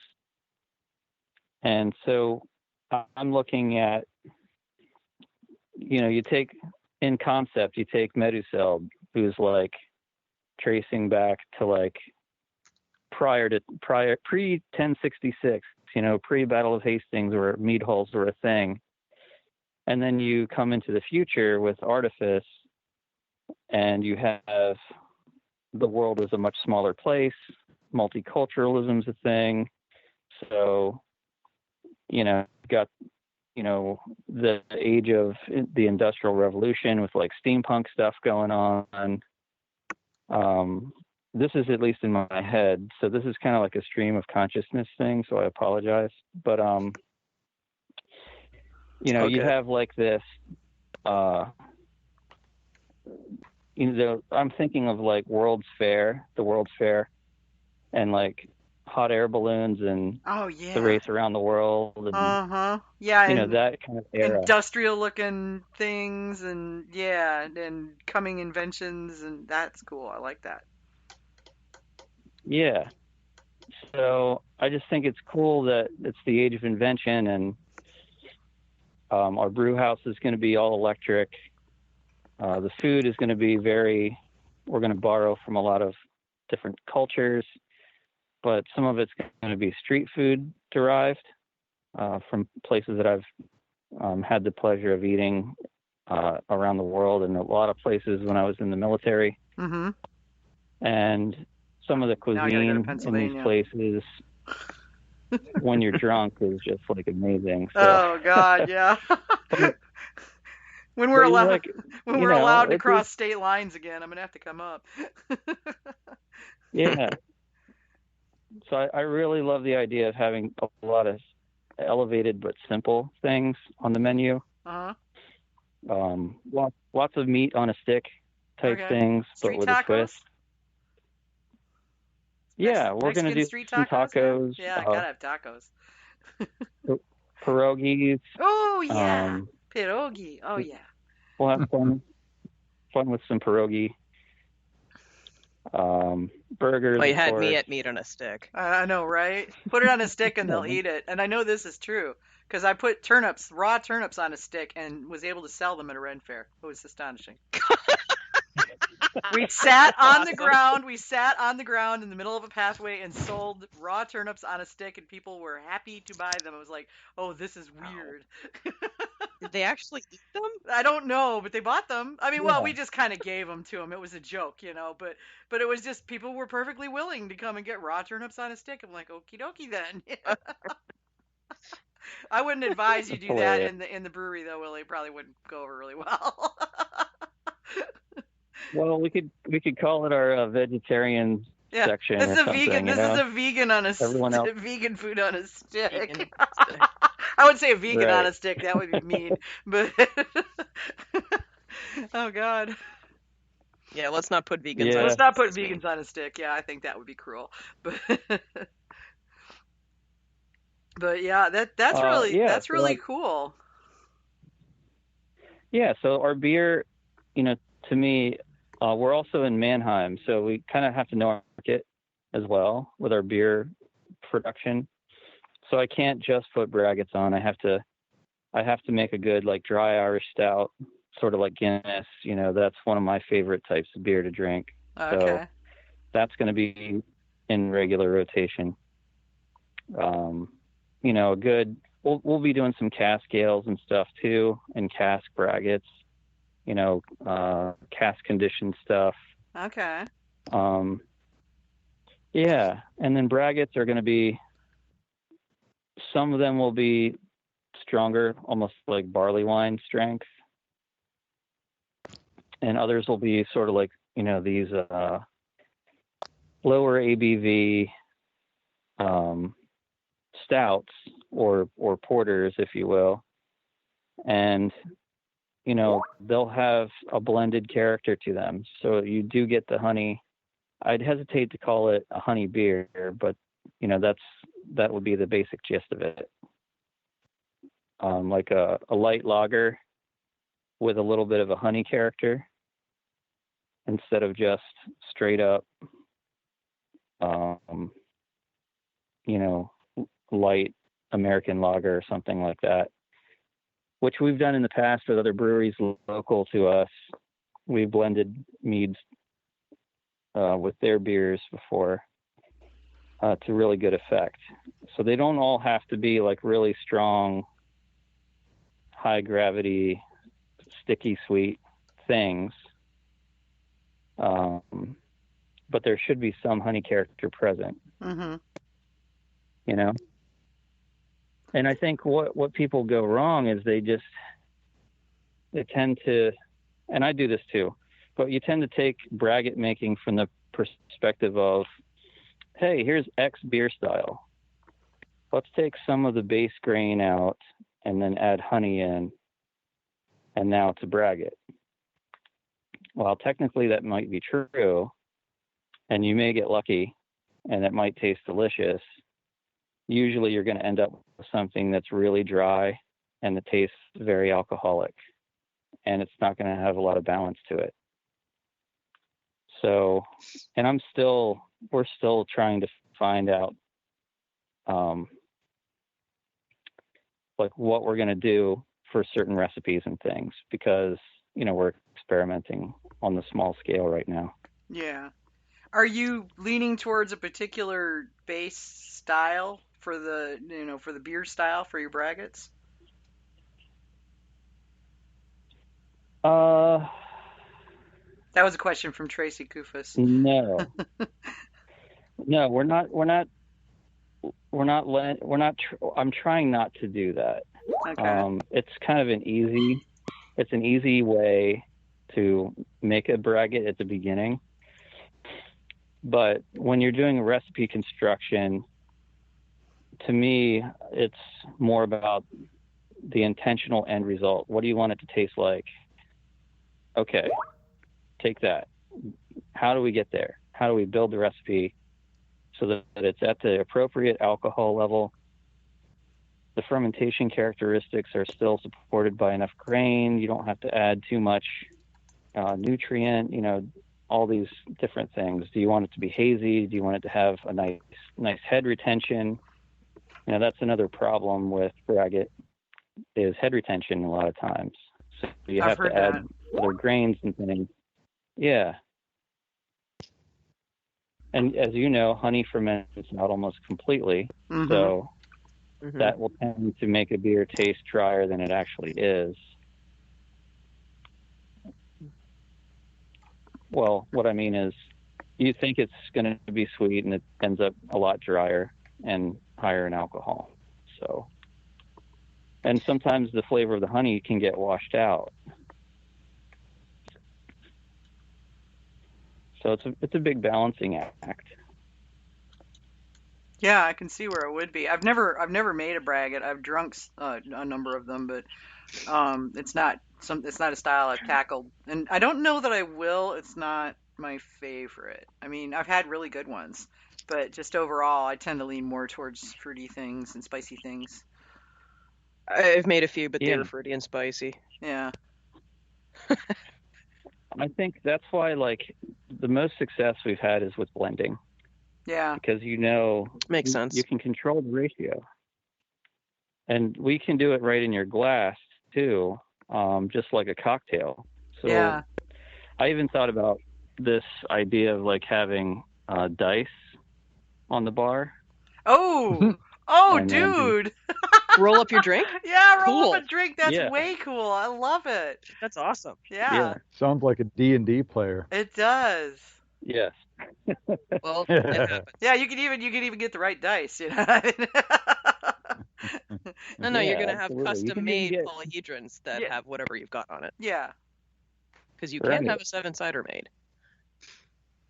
Yeah, and That's if you true. Yeah, they have those twisty ones. get custom Mhm. ones made up, and if you get like double mead cups, You know, like you can put mazers on one face, and if you get double mazers, then you get to pick your own. Otherwise, it's random by the numbers. Yeah, I like that. Oh, Yeah. that's fun. Yeah. We've had people like name combinations before at the meadery, because we have a snickerdoodle mead right now that tastes just like a snickerdoodle cookie. Yeah, and Oh, you're blowing up. Sounds amazing. You're blowing up the chat with that dude, because the people are all like, "Snickerdoodle mead? Seriously?" And then they all found out that that's a draft mead, and so we're all crying now. And there's a question about that, but talk about your snickerdoodle. There's a question about how to make the mead that came in, but go on. We'll get to it. Yeah, it's that one's simple. It's vanilla, cinnamon, in just a clover honey base. Okay. But you know, that's a really good mixer. So that one mixes really well with, say, like we have a black currant mead on. You'd add just a splash of it, or if you want more cinnamon character, you can add more. I have one called Sweet Root that's maple and ginger, and those two meads mixed together in equal ratio are really good. We had a customer, her name was Sarah. Now this is a love triangle thing that happened with people at our place, and then it didn't end well, so she no longer comes to our place, Oh no, That's too bad. sadly. I'm sorry. Yeah, but Sarah, she named one called, she's like, oh, well, this is the ratio. You should add this, this, and that. And then she named it Sarah's Dark Surprise.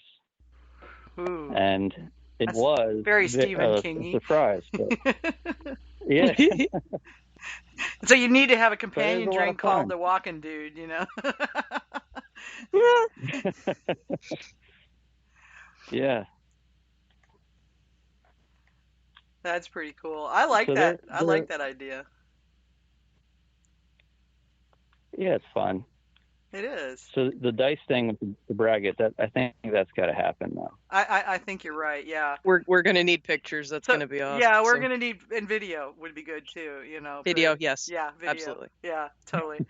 But that's really cool. Well, James was asking on the snickerdoodle, because as soon as he mentioned it, the chat just totally blew up. Did you add the vanilla and then the cinnamon, or the cinnamon and then vanilla, both at the same time, primary or secondary? And there's a second question, but we'll get that first one first. Okay. So I added both in secondary, and both at the same time. Okay. I used Vietnamese cinnamon because I feel it brings a little bit more sweetness instead of the regular cassia bark cinnamon that we get. That tends to be more bitter. So I like the Vietnamese cinnamon for its brighter cinnamon characteristics. Okay. That makes sense. How long do you end up leaving the cinnamon in before you pull it out? I go by taste, and Okay. so that will vary based on the amount that you have access to, and I would just taste it and see where you like it. But and my batch size is different, so it was like a 40-gallon batch. I used half a pound of Vietnamese cinnamon for 1 week. Okay. And for the vanilla, you're adding beans, and what type of Vanilla beans? bean paste. Yeah. Oh, bean paste. Bean okay. paste. Okay. Yeah. Yeah, I saw that at Do you, Vanilla. do I you was know wondering what how the well that variety worked. is, out of curiosity? Not off the top of my head, no. Well, these days it's there's- Madagascar or Tahitian, I think, is about all you can find anymore.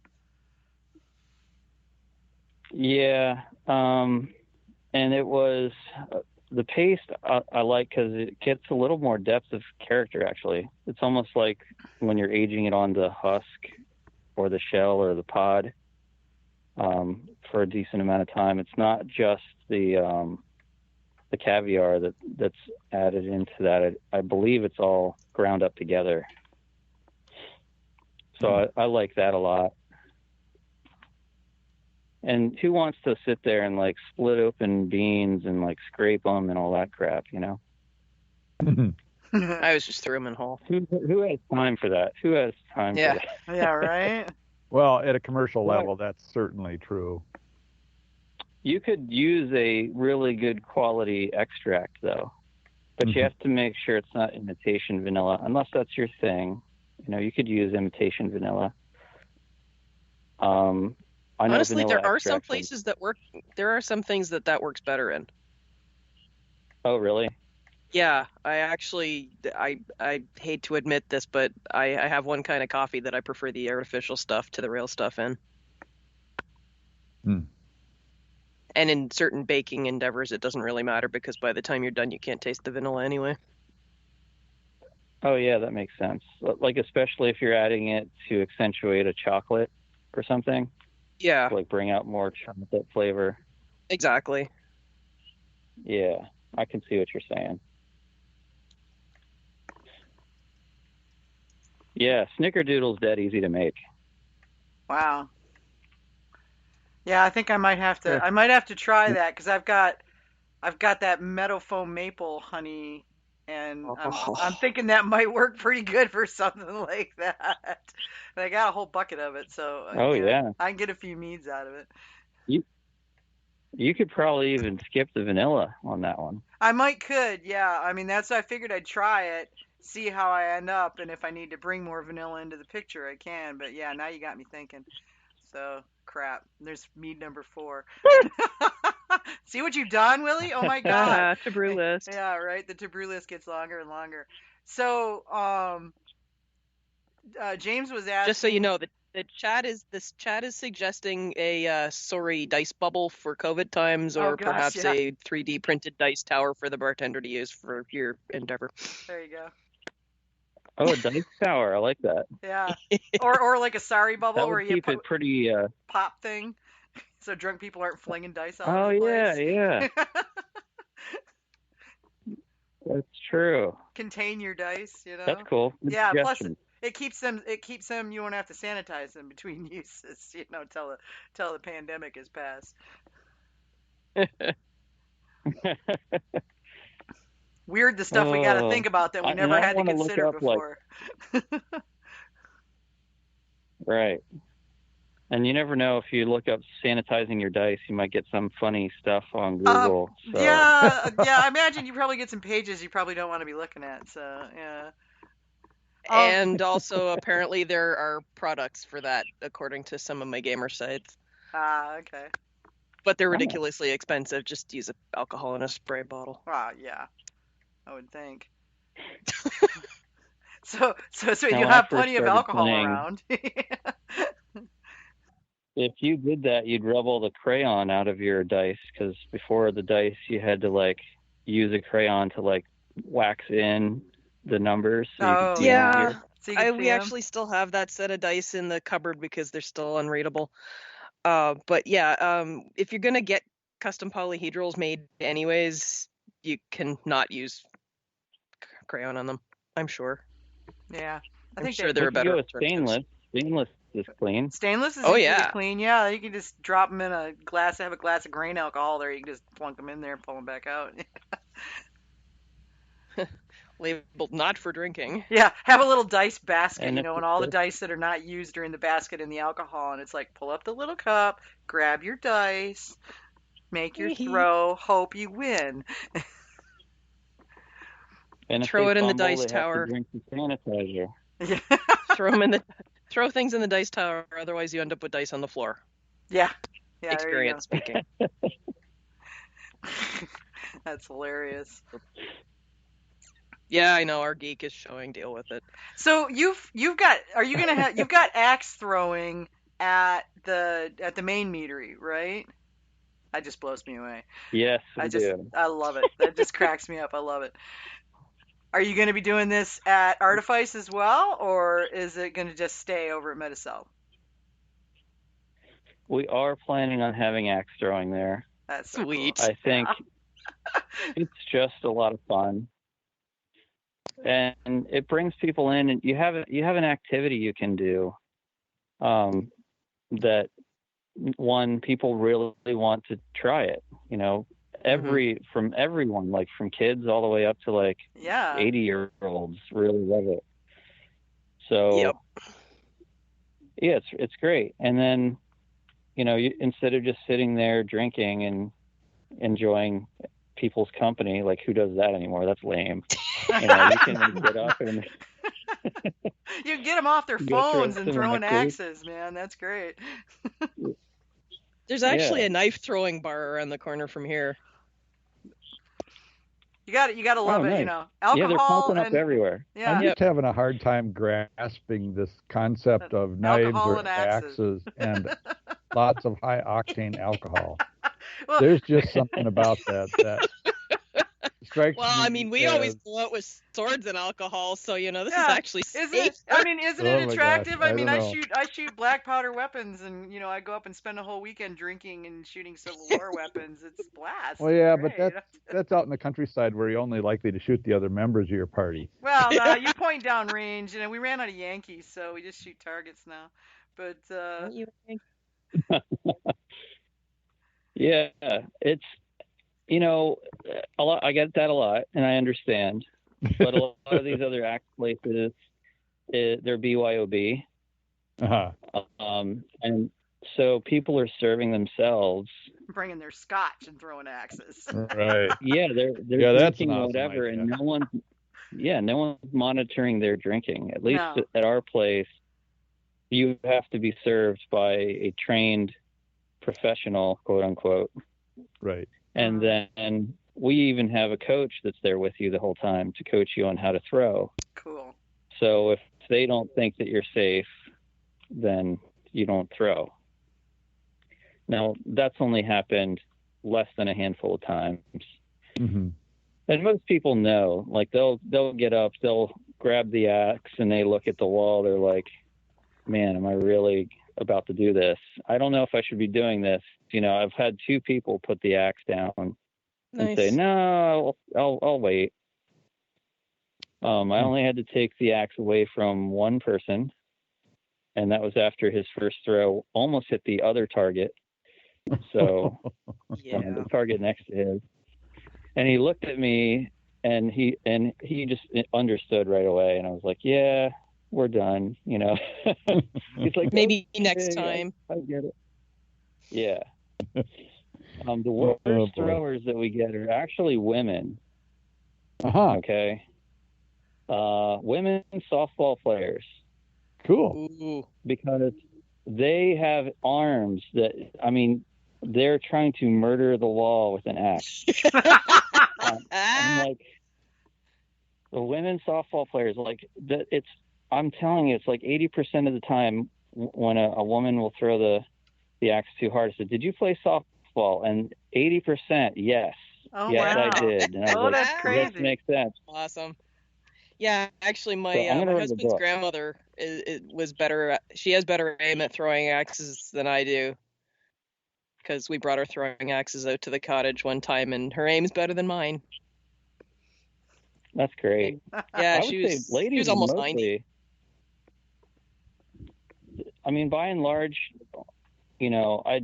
coaching men is not as fun as coaching women, because at least, like, men, we think we have it all figured out. So we step up and we're like ready to throw. We're only half listening to the coach because we're like, oh, how hard can this be? Whereas, women, they're like paying attention. They're like, okay, so like this, do it like that. And then it's like, bam, they're hitting on target much sooner than most of the men. And then they see their girlfriend or their spouse or whoever sticking. And they're like, how do I do this again? And then they start listening. That's hilarious. Yeah, it sounds about We're one of the only places we let kids throw too. And, most places you have to be even to get in the door at a lot of these axe throwing places, because they have alcohol that's unsecured. Whereas your alcohol is secured. Right. Oh, okay. Right. Yeah. Okay. That's cool. So we've had like 6-year-olds throwing with their parents on like a Sunday afternoon. Nice. And they're just like, it's really cool. You know, you see like a family like learning to throw axes together. It's like very heartwarming. Somehow that just sounds wrong. Well, if you ever end up in my neck of the The woods, family that throws together stays together.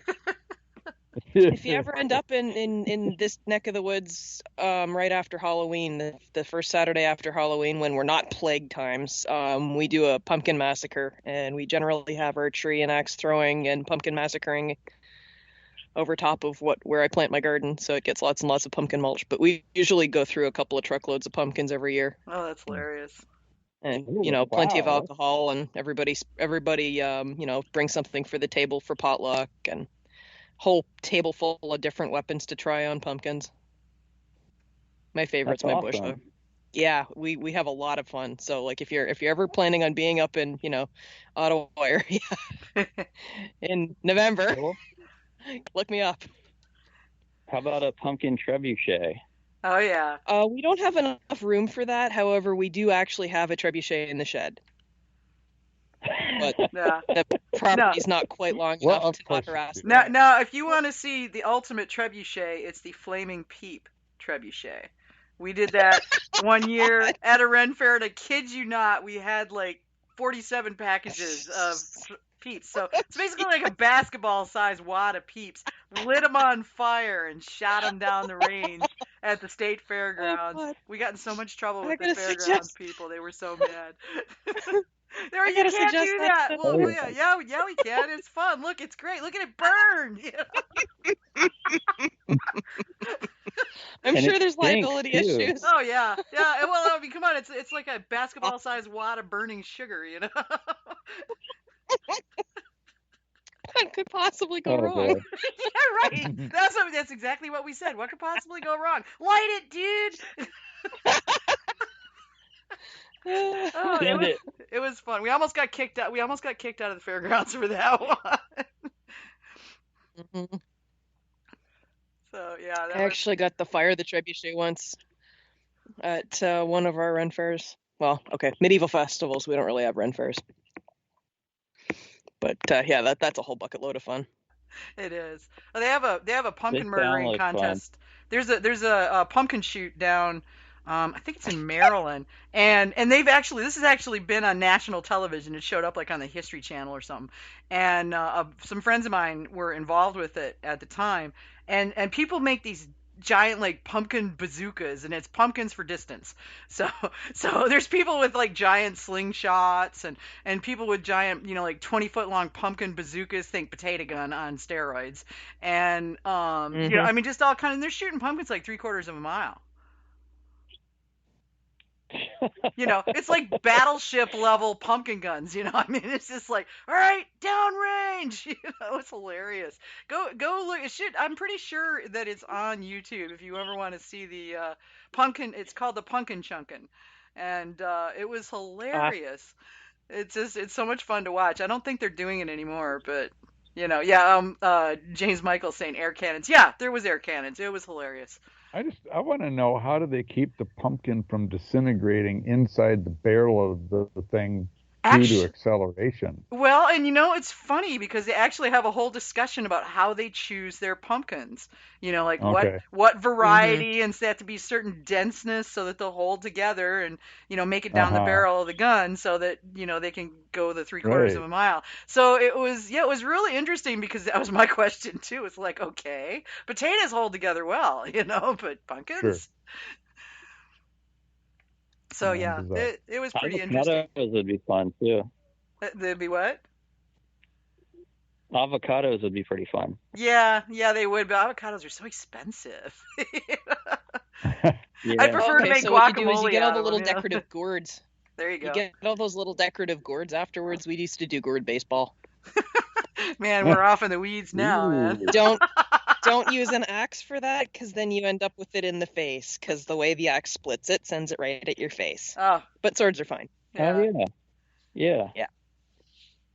Lessons learned. Yep. And glasses re-straightened. And glasses replaced. So when does Artifice open? You guys are in process right now, right? We are. Yeah, construction is underway. Uh-huh. We have like all the plumbing in. We just got our drain delivered last week. The electrical is getting finalized. Framing is going up. So there's a lot of work in the next couple of weeks. It's going to be like, I'd say getting us to a point where it's starting to take shape. So I don't know. I mean, I really want to be open sometime in 2021 because I don't want to open in 2020. I think it would curse us if we were open in 2020. Yeah, So, yeah, that's true. Year of the There's that dumpster whole fire. yeah, the year of the dumpster fire, exactly. I'm hoping to like have some soft openings in late January or so, mid to late January. Okay. And I want to have our grand opening on St. Patrick's Day, sheerly for selfish reasons. So just don't make the mead green. Financial reasons. Yeah, don't make the green beer, man. That just ruins perfectly good beer. right. No, but that's like the day when the world kind of ended last year or in 2020. So it's like, Yeah, It both. was, wasn't it? what if we had Yeah. our grand opening? Yeah, it kind of was. It kind of 'Cause, was. Yeah, my city shut down Right. the day before St. Patty's. Yeah, Mid-March, that's yeah, right. because that was the weekend before the MeadCon and Mazer Cup. So yeah, St. Patrick's that weekend. Mm-hmm. Yeah.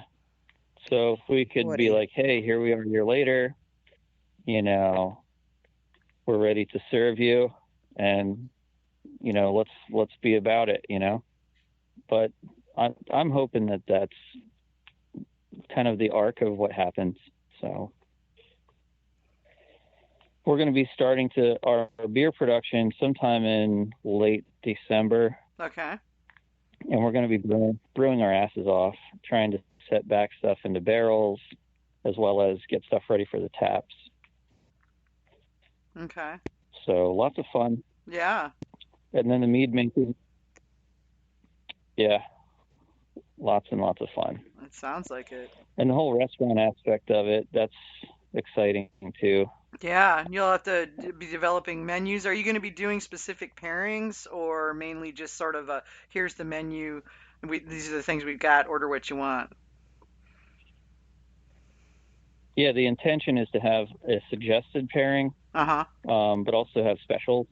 Okay. So the servers, I want all of our staff to be, the intention is to have all of our staff Cicerone trained at level 1. So, and also partake in brew days with us. So they can be like, hey, I helped make this beer. I really like it. Or, so I just feel like nothing's worse than going into a place and having the standard spiel, you sit down, it's like the same old song and dance. Hey, here's the menu. Would you like some water, and all this stuff. And then, you know what I mean? You know the drill. Mm-hmm. And that just turns me off. I'd rather we build relationships with our guests instead of, if the customer's up for that. Some people aren't. They just want to be left alone with the menu. But yeah. Well, you've got a participatory. There will be specific things. You've got sort of a participatory thing going on already. So I think you'll see a lot more interaction because of that. What with the axes and Yeah, I think you have to. So you have to take some chances and say, hey, you guys are going to like this, and make these new things like with Braggots. But then you also have to listen to people. So you can't do that if you're just, this is what we have. Tell me what you want, and then I'll get it for you. Bye, Yeah. So you have to be open to have that conversation and collect feedback from people and make use of it. Cool. That is cool. And our menu is going to be like what I was telling a lot of folks is the menu is driven by the beer, which is driven by the region. So because you have beer styles that are iconic, And those iconic beer styles, say like a Czech Pilsner, has water profiles built up from Pilsen. You want to mimic that water profile when you're making a Czech Pilsner. Same thing, you want to do a London water profile if you're making an ESB. So why not also take that a next step further and say, hey, what kind of food do they eat when they're drinking these iconic beers in these regions? So Cool. Yeah, it's like, very. you get a little world tour. So your little German beer and sausage. Right. It goes with your Cool. Dunkelweizen, you know. Yeah. I like that. That's really cool. And it brings some of that different culture in, so you're going to have kind of a mini Epcot Center kind of thing going on where you got, you know, food around the world to go with these beers from around the world. Yeah, very well put. I like that. Neato. Yeah, that's the idea. Yeah. That's cool. I like it. Yeah, I'm already in my head hopefully thinking. People respond to it. What was that? Oh, I was just saying, hopefully people respond to that, but I imagine they I will. think they will. Yeah, I can't see why they wouldn't. Sounds pretty awesome to me. Yeah. Because, like, you know, when I'm looking at international food, I don't really know where to start unless someone's directed me where. And, you know, I always trust people when they think they know something about food pairing. If they're, you know, they're the ones that figure out what the stuff goes with. I will take your word on that, and I will try it your way. Yeah, I'm right there with you. Because, you know, that's what you're paying. We're gonna have some safer menu choices too that are like, you know, crowd pleasing and that kind of thing. Yeah. You got to have a good burger. Yeah. Well, yeah. Burgers. And if you have fries, you have to have good fries. Oh yeah, yeah. But you know, if you do like, you know, you could do poutine. I love poutine. I was gonna suggest that. Yeah. I'm not sure what beer pairs with it though. You know what? It's poutine. Who cares? Fair. Yeah. You know, it's like, I'll take the poutine and one of those over there. Take a poutine and roll the dice. Yeah, there you go. And roll the dice to Yeah, get your beer to go with it. Yeah. Would you like to choose your beer, or would you like to take a chance? Right. So I always pictured people like, again, with the World's Fair or the big Ringling Brothers Circus, you know, you have like the carnies and stuff standing by, like ready to trick you out of your money and stuff like that. Oh, fun. But our axe coaches, it's for fun, but our axe coaches are much like carnies or like carnival barkers, you know. They have like a shtick, you know, that I catch them like settling into with people. You know, they'll have like certain jokes or puns or witticisms that they share, a certain way that they teach people, and they're all different based on their own style. So it's kind of funny because I could just imagine giving them a huge handlebar mustache and like one of those straw hats and striped vests, yeah. And a striped vest cane. And be like, yeah. A cold steel cane. Yeah, and be like, yeah. There you go. Step right up. Learn to throw an axe. Win prizes. Yeah.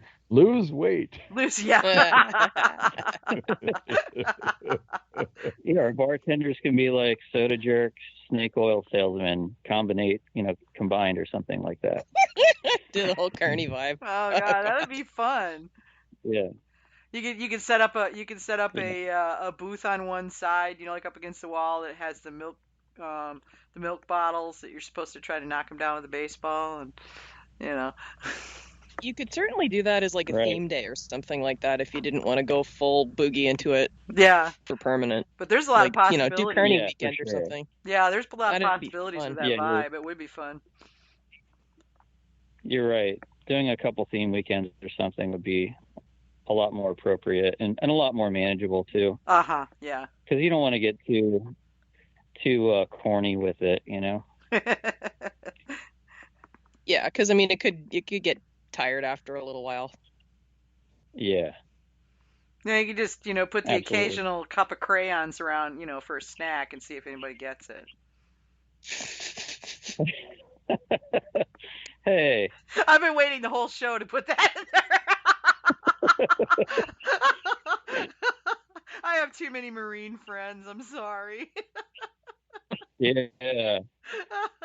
Well, Tamara Cosiris put a meme on her page that said, only I can't remember what it was now. If Dang you it! don't ask But it about the said, flavor of the crayon instead of the color, then you don't know what you're talking about. yeah, Jesus. it's stolen valor. Yeah, you're It's not a stolen, real yeah, Marine. it's stolen And I said, valor, wait. yeah. I said, but orange is a color and a flavor. It is. Oh. My first thought was, what's the flavor for the red ones? Because that seems to be a favorite among many of my Marine friends. Yeah, good question. Yeah, because I'm not a Marine, so I don't eat crayons, so I don't know. I'd be partial to the green ones because it's prettier when you smile that way. Oh, God. I was gonna say black for the same reason. Yeah, licorice crayons. Oh, God, that's hilarious. And off into the weeds we go. That's great. Yeah, you just like have just like a cup of crayons over to one side on the bar and wait for somebody to ask why. Yeah, the ticket was for kids, but then we'd turn the cup over and it would have the Marine Corps symbol on it. Yeah. Some people would get it, some people probably probably wouldn't, yeah. But it would be fun. Right. My favorite are always the restaurants where they got the cup of crayons and they've got like newsprint or paper on the table so you can draw while you're waiting for your meal. I'm told it's for kids, but fuck that shit. Oh no, I do that. Yeah, Right, it's like if they have paper on there, I'm like totally drawing. I'm a terrible drawer, but I do it anyway. I draw horsies everywhere. Yeah, me too. That's all I can draw, pretty much. Doodles. So yeah, it sounds like it's gonna be really cool, Willie. Thanks. I'm looking forward to it. I'm very scared, very nervous, very stressed out. But that I don't know. It's just I really believe in it. I believe it's going to work. And the market in our area, there's nothing else really here locally. So it's going to give the town something that's much needed. Okay. And, that's what I'm focusing in on is our locals and being good neighbors and that kind of thing. Lifting up some other businesses as well. Nice. And having fun while we're doing it. Well, that's always important. Yeah. Because why else are you doing it? Yeah, why else do it? Yeah. It certainly isn't a get-rich-quick scheme. No, not at all. But yeah, what's really cool is, we pre-COVID, we had 16 employees with Meduseld, and they usually had another part-time job or a full-time job or full-time student or something of that nature. And now we're down to 8. So we took a big hit, but most of them have just moved on. Some of them were our other owners, which we're, kind of not relying on them as much to do a lot of the grunt work anymore. And so it's going to be great to open a new place and give some, meaningful employment to people as well. Yeah. And continue to build a family with that. We've had a lot of inquiries already and suggestions, and lots of people are really coming out and being supportive. And, I can't wait to help bring in all that talent and all that human resource and try to make something cool with it.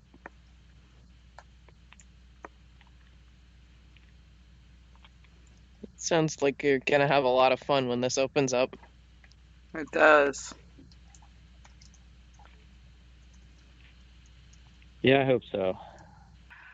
But we are back now. I'll merge the files later. 8-hour drive. Okay, good to know. Yeah. Oh, yeah. Very cool. And then you'd have to stay because of, you have to quarantine while you're here. So. Oh, Yeah, are you well, guys? won't be anytime soon. Yeah, that's 'Cause, like, yeah, I don't I'd have know, to quarantine means coming all in the and time. quarantine going out. Yeah, it's like if you It stay can't a last certain forever. duration, you're fine. If you stay over that, then you have to do this. It's kind of strange. But then there's exceptions if you're able to get tests with like same day results.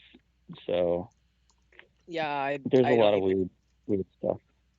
Honestly, the only times I've been across the border is going to MeadCon and Mazer Cup, so I'm not real familiar with all of that.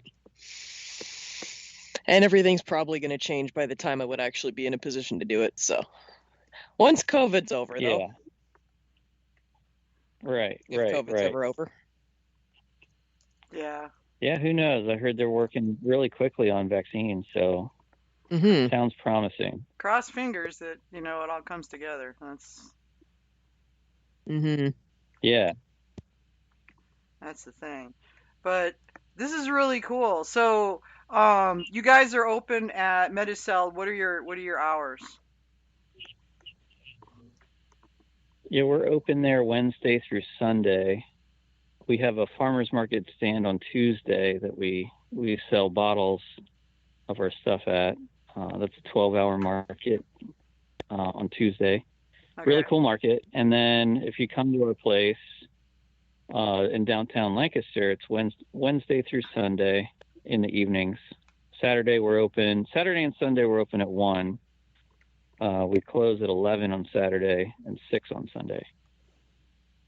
But during the week, it's 4 to 10, sometimes 4 to 11 on Friday. It just depends on if we still have customers that late. Okay. Yeah. Things have been bouncing back a little bit for us. Oh, good. Business-wise. Yeah, people are getting used to mitigating risk and stuff, so they kind of know like when they can come out and what they have to do. Cool. And they're just like, yeah, we're going out, we're going to do these things.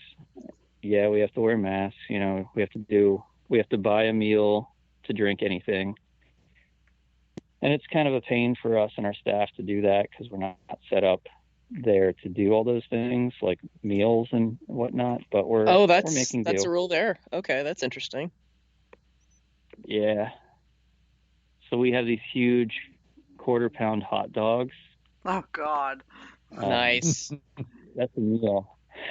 Those are monster dogs. And yeah. And we also have these enormous pretzel braids as well that are made locally by some Amish folks.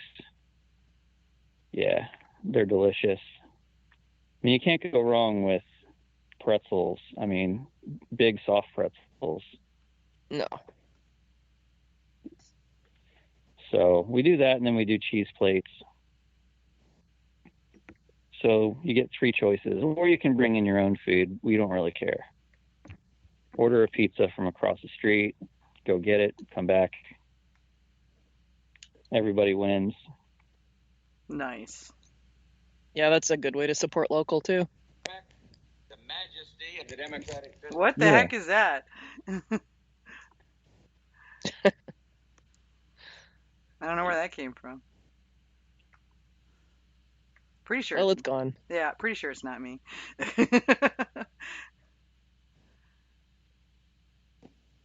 So now I'm just gonna have to figure out. Pop up, probably. Yeah. Now I just got to figure out when I'll be able to come up to PA. I didn't get to visit you the last time I was up there, so.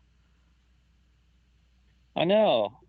I didn't get to go to the Mead Con either, so Yeah. it was a little busy time of the year for us and kind of crazy. But yeah, we had quite a bit of opportunity. You know, if you wanted to get in a little earlier, I'd say, Lane, even if you didn't want to come up on a weekend, because like Saturday is really busy for us. Yeah, I try not to do that to meaderies because I know you got a business to run.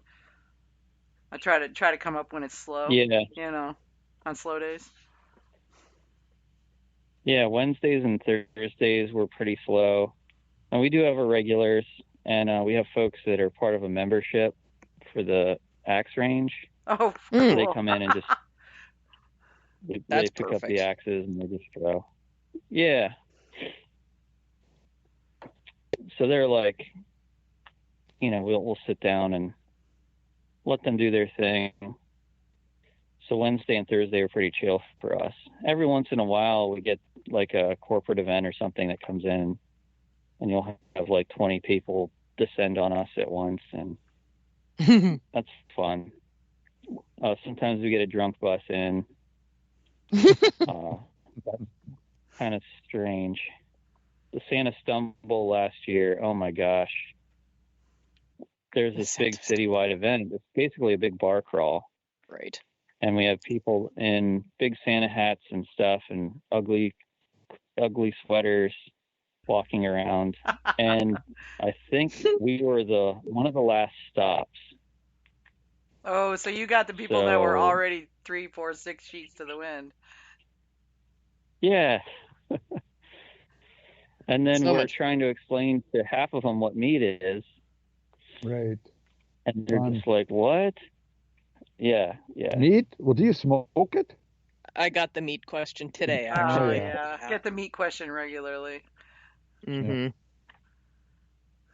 We're getting less and less of it now, though. I've seen that quite a bit. Game of Thrones is good for something. And not only that, but a couple of the big beer companies have decided to make fun of mead, which probably helped everybody's education a little bit. Yeah, they've at least heard the word before. Right. Sometimes those things kind of backfire. Right. Yeah, I mean, and that's another reason, why we're getting into beer as well, is because you do have those people that they don't want to drink anything other than their fizzy yellow stuff that they've had and that they can get anywhere. But if they go to a craft brewery or something, they're at least satisfied by their fizzy yellow stuff or close proximity. Mm-hmm. So if you don't have something like that, then they're like a sourpuss, like tugging on people's shirt sleeves. Can we go somewhere else? So, fizzy yellow stuff. I got to use that. That's awesome. Well, and fortunately, your rules allow you to do both. Yes. Pennsylvania. Yeah. We're allowed to sell other Pennsylvania-made products, but now we want to make our own instead of just selling other people's stuff. Yeah. Right. Really cool. Yeah, very cool. So this has It's been quite a ride. We started off really small, and then we had a 12-foot wide by 70-foot long mead hall to start off with, and we were subleasing that space from an insurance company who had the rest of the first floor of this place, this building, and it was Allstate Insurance. I don't know if I shouldn't mention names or whatever, but the guy was like, doing business underneath this daycare for a couple of years. And he's like, man, I can't take this anymore. I got to get out of here. Like this is really seriously hampering my business, my ability to do business during the day. and the location wasn't that great for him. So he found another spot right next to a licensing center, which was awesome for him. Yeah, no kidding. Yeah. One-stop shopping. Exactly. So we had a decision to make, because we could have broken our lease at that point, because we were subleasing from him and he left. So, but we were only open 8 months, and I was like, man, we just started like building a reputation here, and people are starting to find us now. Let's just knock the walls down and make a go of it. So we negotiated, got the rest of the space, and it was just so much space that we couldn't fill it with tables and chairs, because we would have exceeded our fire occupancy. So I was like, what can we do in this space? What kind of bar games can we play here? And I was like, darts don't really fit our vibe, because we've got like shields and spears and swords on the walls. So like you come in and then you're throwing like English pub games, and it's like, this doesn't make sense. So I started doing some Google searching and saw axe throwing, and I was like, yes, this is it. So we went down to Philly as a group and tried it, and we were waiting for our appointment. It wasn't until like in the early evening, so we went down early on the train and just got wasted, and I had no business picking up an axe, and they still let me do it, still let me throw. I was, we had crowlers of beer behind our thing, and I was just like, oh man, I shouldn't be throwing this thing. I was like seeing triple by that point. And I was like, we can really do this. It just gave me the confidence that this isn't that hard. So I started doing some research, and we got the building permits going and everything. And it was the same thing that you guys are saying all over the news and local news. It was like, what could possibly go wrong? Alcohol and axes. But of course, it worked. Yeah, all the times I've out. ever mixed alcohol and sharp objects, I've hurt myself more gardening. Yeah. Yeah. Because, when it's sharp, you're careful about it, even if you're hammered. Right. Oh, it's the same with kids, I've seen kids come in and these are like, they've got ADHD or something. They're bouncing off the walls. They're like, squirrel, squirrel, squirrel, And, as soon as you put that axe into their hands, their whole demeanor changes. Yep. It's like shit gets real. They're very calm. Yeah. They look down at it and they're like, whoa, this is serious. I need to calm down. And they're usually really good. Huh. Yeah. Yeah, it's awesome. We usually get the same thing at our pumpkin massacre when the kids are up too, but we've also got a lot of adults supervising them. Yeah, that's great, especially with projectile weapons. Yeah. Stuff can get yeah. Well, that sound one like a fun way to spend some time in a bar. Yeah. Totally. Yeah. We used to do a lot of live music on Saturday nights. We don't do that anymore, but you're too we would busy get a lot of work or what? Well, because we had to take our seating occupancy down to 50% and sometimes less than that. Oh, right. COVID thing? Sure.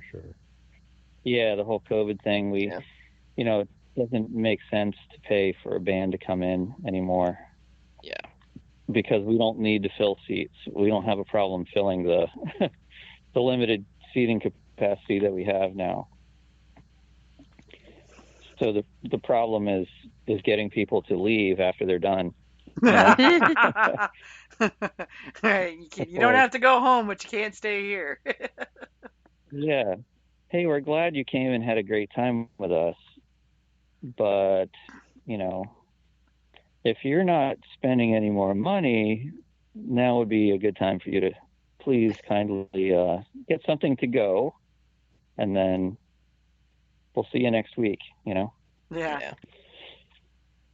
You're making it so fun, they never want But to it go. Well, yeah, I mean, people are just, it's a great place to people watch too, even if you don't want to partake in the activities. It is like seeing a show. You're watching people learning something. Some people are good at it right out the gate that you wouldn't expect. Other people are horrible at it that you thought were going to be awesome. It's like watching horse racing or something. It's really, you can't judge a horse by its colors or whatever. Or I don't know how that works, but how the saying goes. But yeah. So that's what we're kind of experiencing now. But we used to get a lot of acoustic acts in. We try to tailor the music to the place, so it's not just a 90s cover band in a Viking mead hall, It's like that doesn't make sense. Although one of the bands did try to do a decent cover of the Immigrant Song. Nice. Just because they were in the mead hall, they were like, hey, let's give this a shot. Everybody's trying new things. Yeah. Yeah.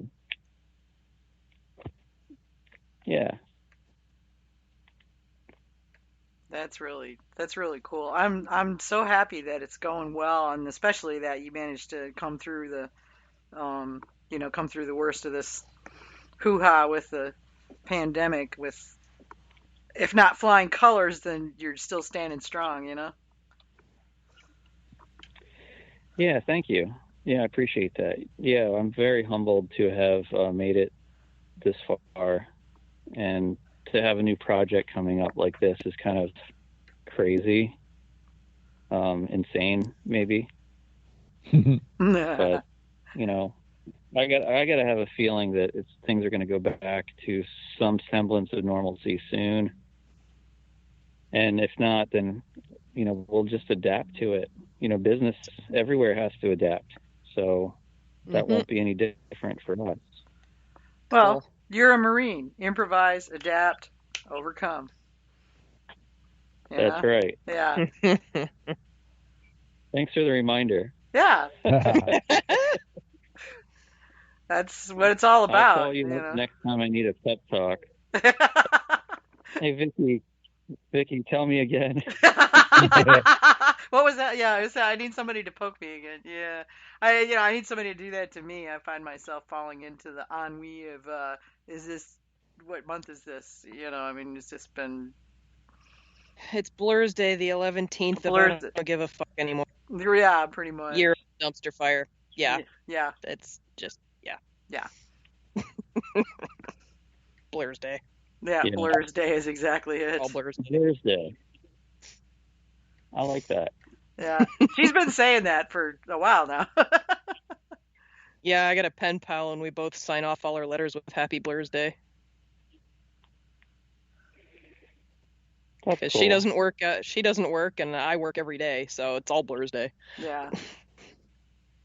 That's why we have to take a day off periodically, because AJ never gets one. Wow. Yeah. Well, such is life, right? Yeah, exactly. Yeah, it's part-time, but still. I get to a point where you guys have coming up on the horizon? Anything you're excited about coming up? Who, me? Yeah, anybody. What do you have going on that you're excited about? Well, Thanksgiving. Oh, yeah. We're on our Thanksgiving, so I'm. Well, that's right. I'm into my Christmas crocheting.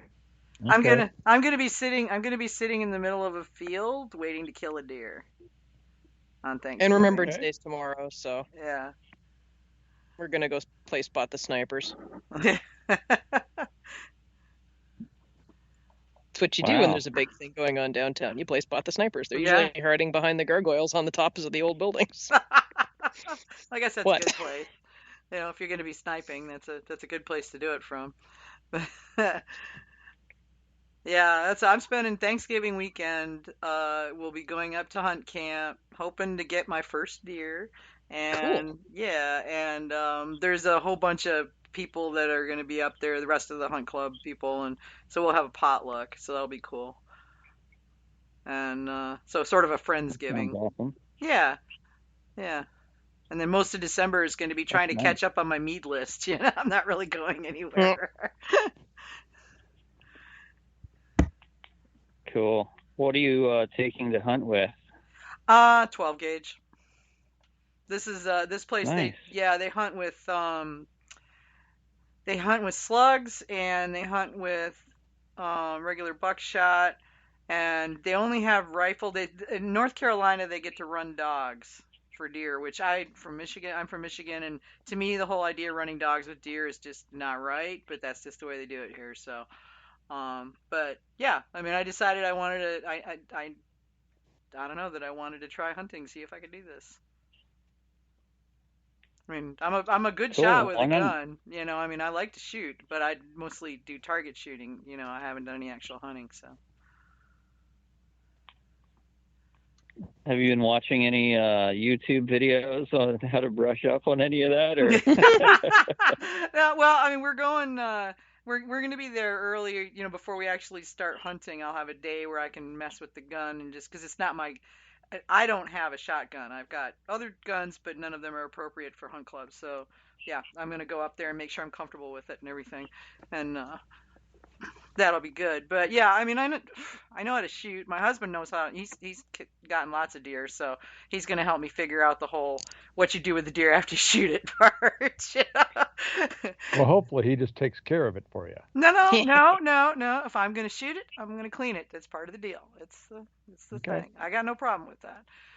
But yeah, I don't know all of the ins and outs. I know the generalities. I've seen it done, but yeah, I'll need somebody there going, don't do that. No, don't cut there. Don't cut that. Cut up here. So yeah. So I don't do something stupid, but yeah. Well, they do make cool. Well, these good luck kind of with nice that. long gloves that you can put on. They go up past your elbow, almost to your shoulder. That's a good. That's Veterinary gloves. Yeah, the veterinary Yes. gloves. Yeah, that's a really good That idea, Kevin. I might just have is to give something me a you pair of those. really want to bring along. Trust me. Yeah. So I don't get. Yeah, it'll be easier than getting the blood out of my coat and shirt and everything. For So, sure. Yeah. So yeah, I was thinking about that, thinking, what do I want to do? But that's perfect. I don't know why that didn't occur to me. Yeah, they make them in like disposable form too. So yeah, I would suggest that. Yeah, I'll definitely get some of those. I'm already stocking up. I got my camo gear and everything, and warm socks. You watch, it'll be 80 Wait. degrees, so I got like warm socks. Can you wear camo? Yeah, you have to wear an orange hat, but everything else is camo. Really? Yep. Okay. I don't know. That's the rules here, anyway. Well, I guess if it's shotgun, you're going to be pretty close. Right. Well, not that close though. Yeah, but the way they do it, I mean, Shotgun. this is like 40,000 acres. It's a pulp, tree pulp thing. So they lease Is it this. public though? No, it's privately owned by a paper company, and the hunt club leases the land, so they got everybody spaced way out. Okay. Yeah, they're Well, that'll really. help. Yeah, it's huge. The place is just ginormous. So I yeah, used to fly over those places, and they have all these neat rows of trees. yeah. And Yeah. I used to think, wow, how did nature grow like that? And then I'm like, hey, you dummy. Those That was me my Sort of first flight to the west. Yeah, and I can't remember, I was going to Colorado or California or something like that. And we're flying over, and I'm looking down, and I see these perfectly round things, and I'm going, oh my God, crop circles. What are all these circles? Yeah. I had no idea that they had the round, and I come from farm country, but all the farms where I come from are bitty farms. They're not giant, production things. And so they had those big watery deals, and they just go in a big circle. And I didn't know. I was just like, cool, crop circles. They're real.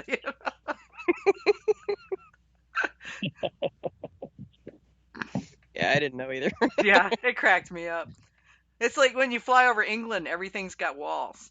They've got all these lines everywhere. Oh yeah, It's wild. Yeah. hedgerows everywhere. Yeah, yeah, I did. I drove all over the country, but when I flew in, you could see that, and then driving all over the country. Okay, hedges and the roads are like one car wide, and you can't see around the Yes, corners. That's they are. terrifying.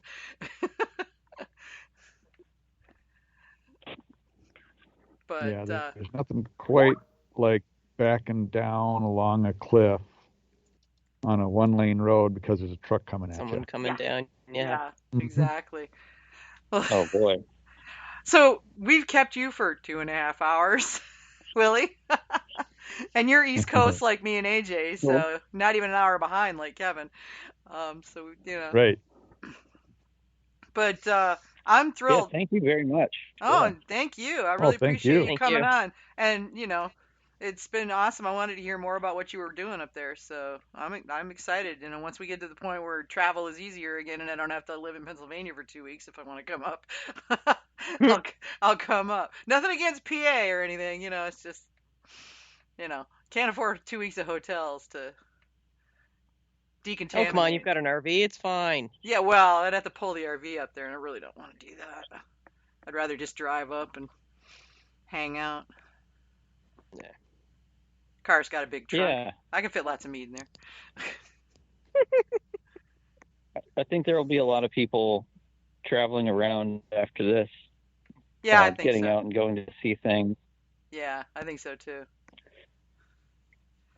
I'm seeing more and more People things happening. probably So want to. Yeah, and you're gonna have this. If anything, it's taught us, life is short, and you may not have an opportunity to do the things that you've always said, hey, I should really do that. Well, maybe you should really Do do the those thing. things when you get a chance. Yeah. Take risks. Get out there. Yeah. But thank you for having me on. I had a lot of fun yeah, it was fun having you, man. speaking and talking with you guys. Yeah. Yeah, thank you very much. Great chatting Yeah. with you. Good information. Yeah, definitely. Yeah, now if I got anybody to make Snickerdoodle wants mead. to Thank reach you. out, yeah, you could message my page or whatever if you have a question. I'll respond. Okay. I do our social media and stuff too. So, yeah. Well, thank you. Yeah, thank you. We really Okay. appreciate it. Have a good one, man. And Thanks, Willie. looking forward to Take hearing care. more about Artifice. All right. Good luck. Yeah, have a good one. All right. Thanks. Night, Willie. Good night.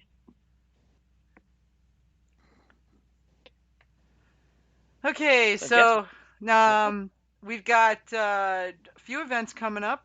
November 11th, which is tomorrow, AMMA's MeadCon Online. They are having talks by Ken Schramm, My Life in Mead, and Sergio Mutella, who's going to talk about what he's learned in 6 years of running meadery. So his what I learned the first year series and second year series and so forth were really good. So, and of course Ken Schramm is always awesome to listen to. So definitely check it out. This stuff is all linked on the episode page. November 13th, Honeybrook Meadery, Castle Rock, Colorado has Josh Blackburn live music. November 14th, Blackheath Meadery in Richmond, Virginia has live music with, and I love this band name, Caterpillar Trap. That's an awesome band name. November 14th, Folklore Brewing and Meadery in Dothan, Alabama has Painting Pumpkins, which sounds like it'd be fun. Alcohol and paint, always a good time. November 14th, Etowah Meadery in Dahlonega, Georgia, live music with Chad Bomar. November 14th, McAlpine Meadery in Akron, Ohio has a Friendsgiving potluck. So if you're in and around the Akron area, feel like having some mead, and don't necessarily have family coming for Thanksgiving, this would be a good thing. November 15th, Blackheath Meadery, Richmond, Virginia, live music with Sincerely Iris. There's Sincerely, Iris. November 15th, Trazo Meadery in Clarksville, Tennessee has brunch at the meadery. November 17th, Two Seasons Meadery has an online guided tasting event, and the link goes to their Facebook event page where you can sign up for that. November 18th, Broken Goblet Brewing in Bensalem, Pennsylvania, and I hope I got that name right, has a mead making class being run by the folks at Haymaker Meadery, and we had Adam from Haymaker on a few weeks ago. He's, Mr. Barrels. So he knows how to make good mead, I can tell you that. I've had a lot of his meads. Nice. They're all excellent. November 20th, Honeybrook Meadery, Castle Rock, Colorado, has Scott Brown with live music. November 21st, Stardust Cellars, Wilkesboro, has here in North Carolina, which I'm kind of thinking I might, if I'm here, I might go to that. Has a mead takeover, 7 meaderies gathering for tastings. Cool. Yeah. So that sounds like fun. November 21st, Beer, Bourbon, and Barbecue Festival in Richmond, Virginia. Has nothing to do with mead, but beer, bourbon, and barbecue. How could I not put it on there? Yeah. And Richmond's only a 2-hour drive from me. That's actually the same day as the Stardust thing. I may have to make some decisions. November 22nd, Etowah Meadery in Dahlonega, Georgia, has Ryan Little Eagle live. And they also have him back again on November 29th. And then December 14th, Prairie Rose Meadery in Fargo, North Dakota, has Park Lane Jewelry at the Meadery. So Christmas shopping time. So that would be fun. And of course, if you want to get mead, if you don't have mead locally, can't find it in your local stores, you can go to shopmeads.com. This is where all the meaderies sell online. You can get mead from all over the country. There's some amazing stuff up there. Definitely go check it out. And of course, if you want to get your event on Got Mead Live as well as on the Got Mead site calendar, let us know. Just send it to us at gotmead@gotmead.com, and we'll get it up on the show for you. Next week, it looks like we're going to be doing Methaglins next week, and then on our last show of the year on December 1st. So I've got 6 people, 3 home, 3 pro. We're trying to shoehorn everybody into the right days. So it's going to be Methaglins next week. But we don't know who yet. It's a secret. So as soon as I know, To be announced. Yeah, it will be announced. Yeah, I'm still working out the dates because I'm juggling 6 people. So, but we'll get it done, and it'll be all Methaglins for the whole show, and we're gonna do a deep dive. So. Well, I've already got a long list of questions built, so Good. Ready to go. Awesome. That's fantastic. Yeah, it's going to be fun. So, yeah, if you want to get questions in for the Methaglin shows, then definitely send them in to us, gotmead@gotmead.com, or run the form under the Got Mead Live on the website, or drop me a DM, or Kevin a DM, or AJ. Well, AJ's not getting DMs on Facebook, are you? It doesn't let you know. It doesn't email me that I have them, and I don't always check because of the recent changes to Facebook has made it hateful. Yeah. No. So anyway, DM me or Kevin on Facebook if you want, and with your questions, and we'll grab them and put them in a list. So in the meantime, we'll see you guys next week, and it'll be spicy next week. So have a good one. All right. Sounds like fun. Take care. Night, everybody. Night, everybody.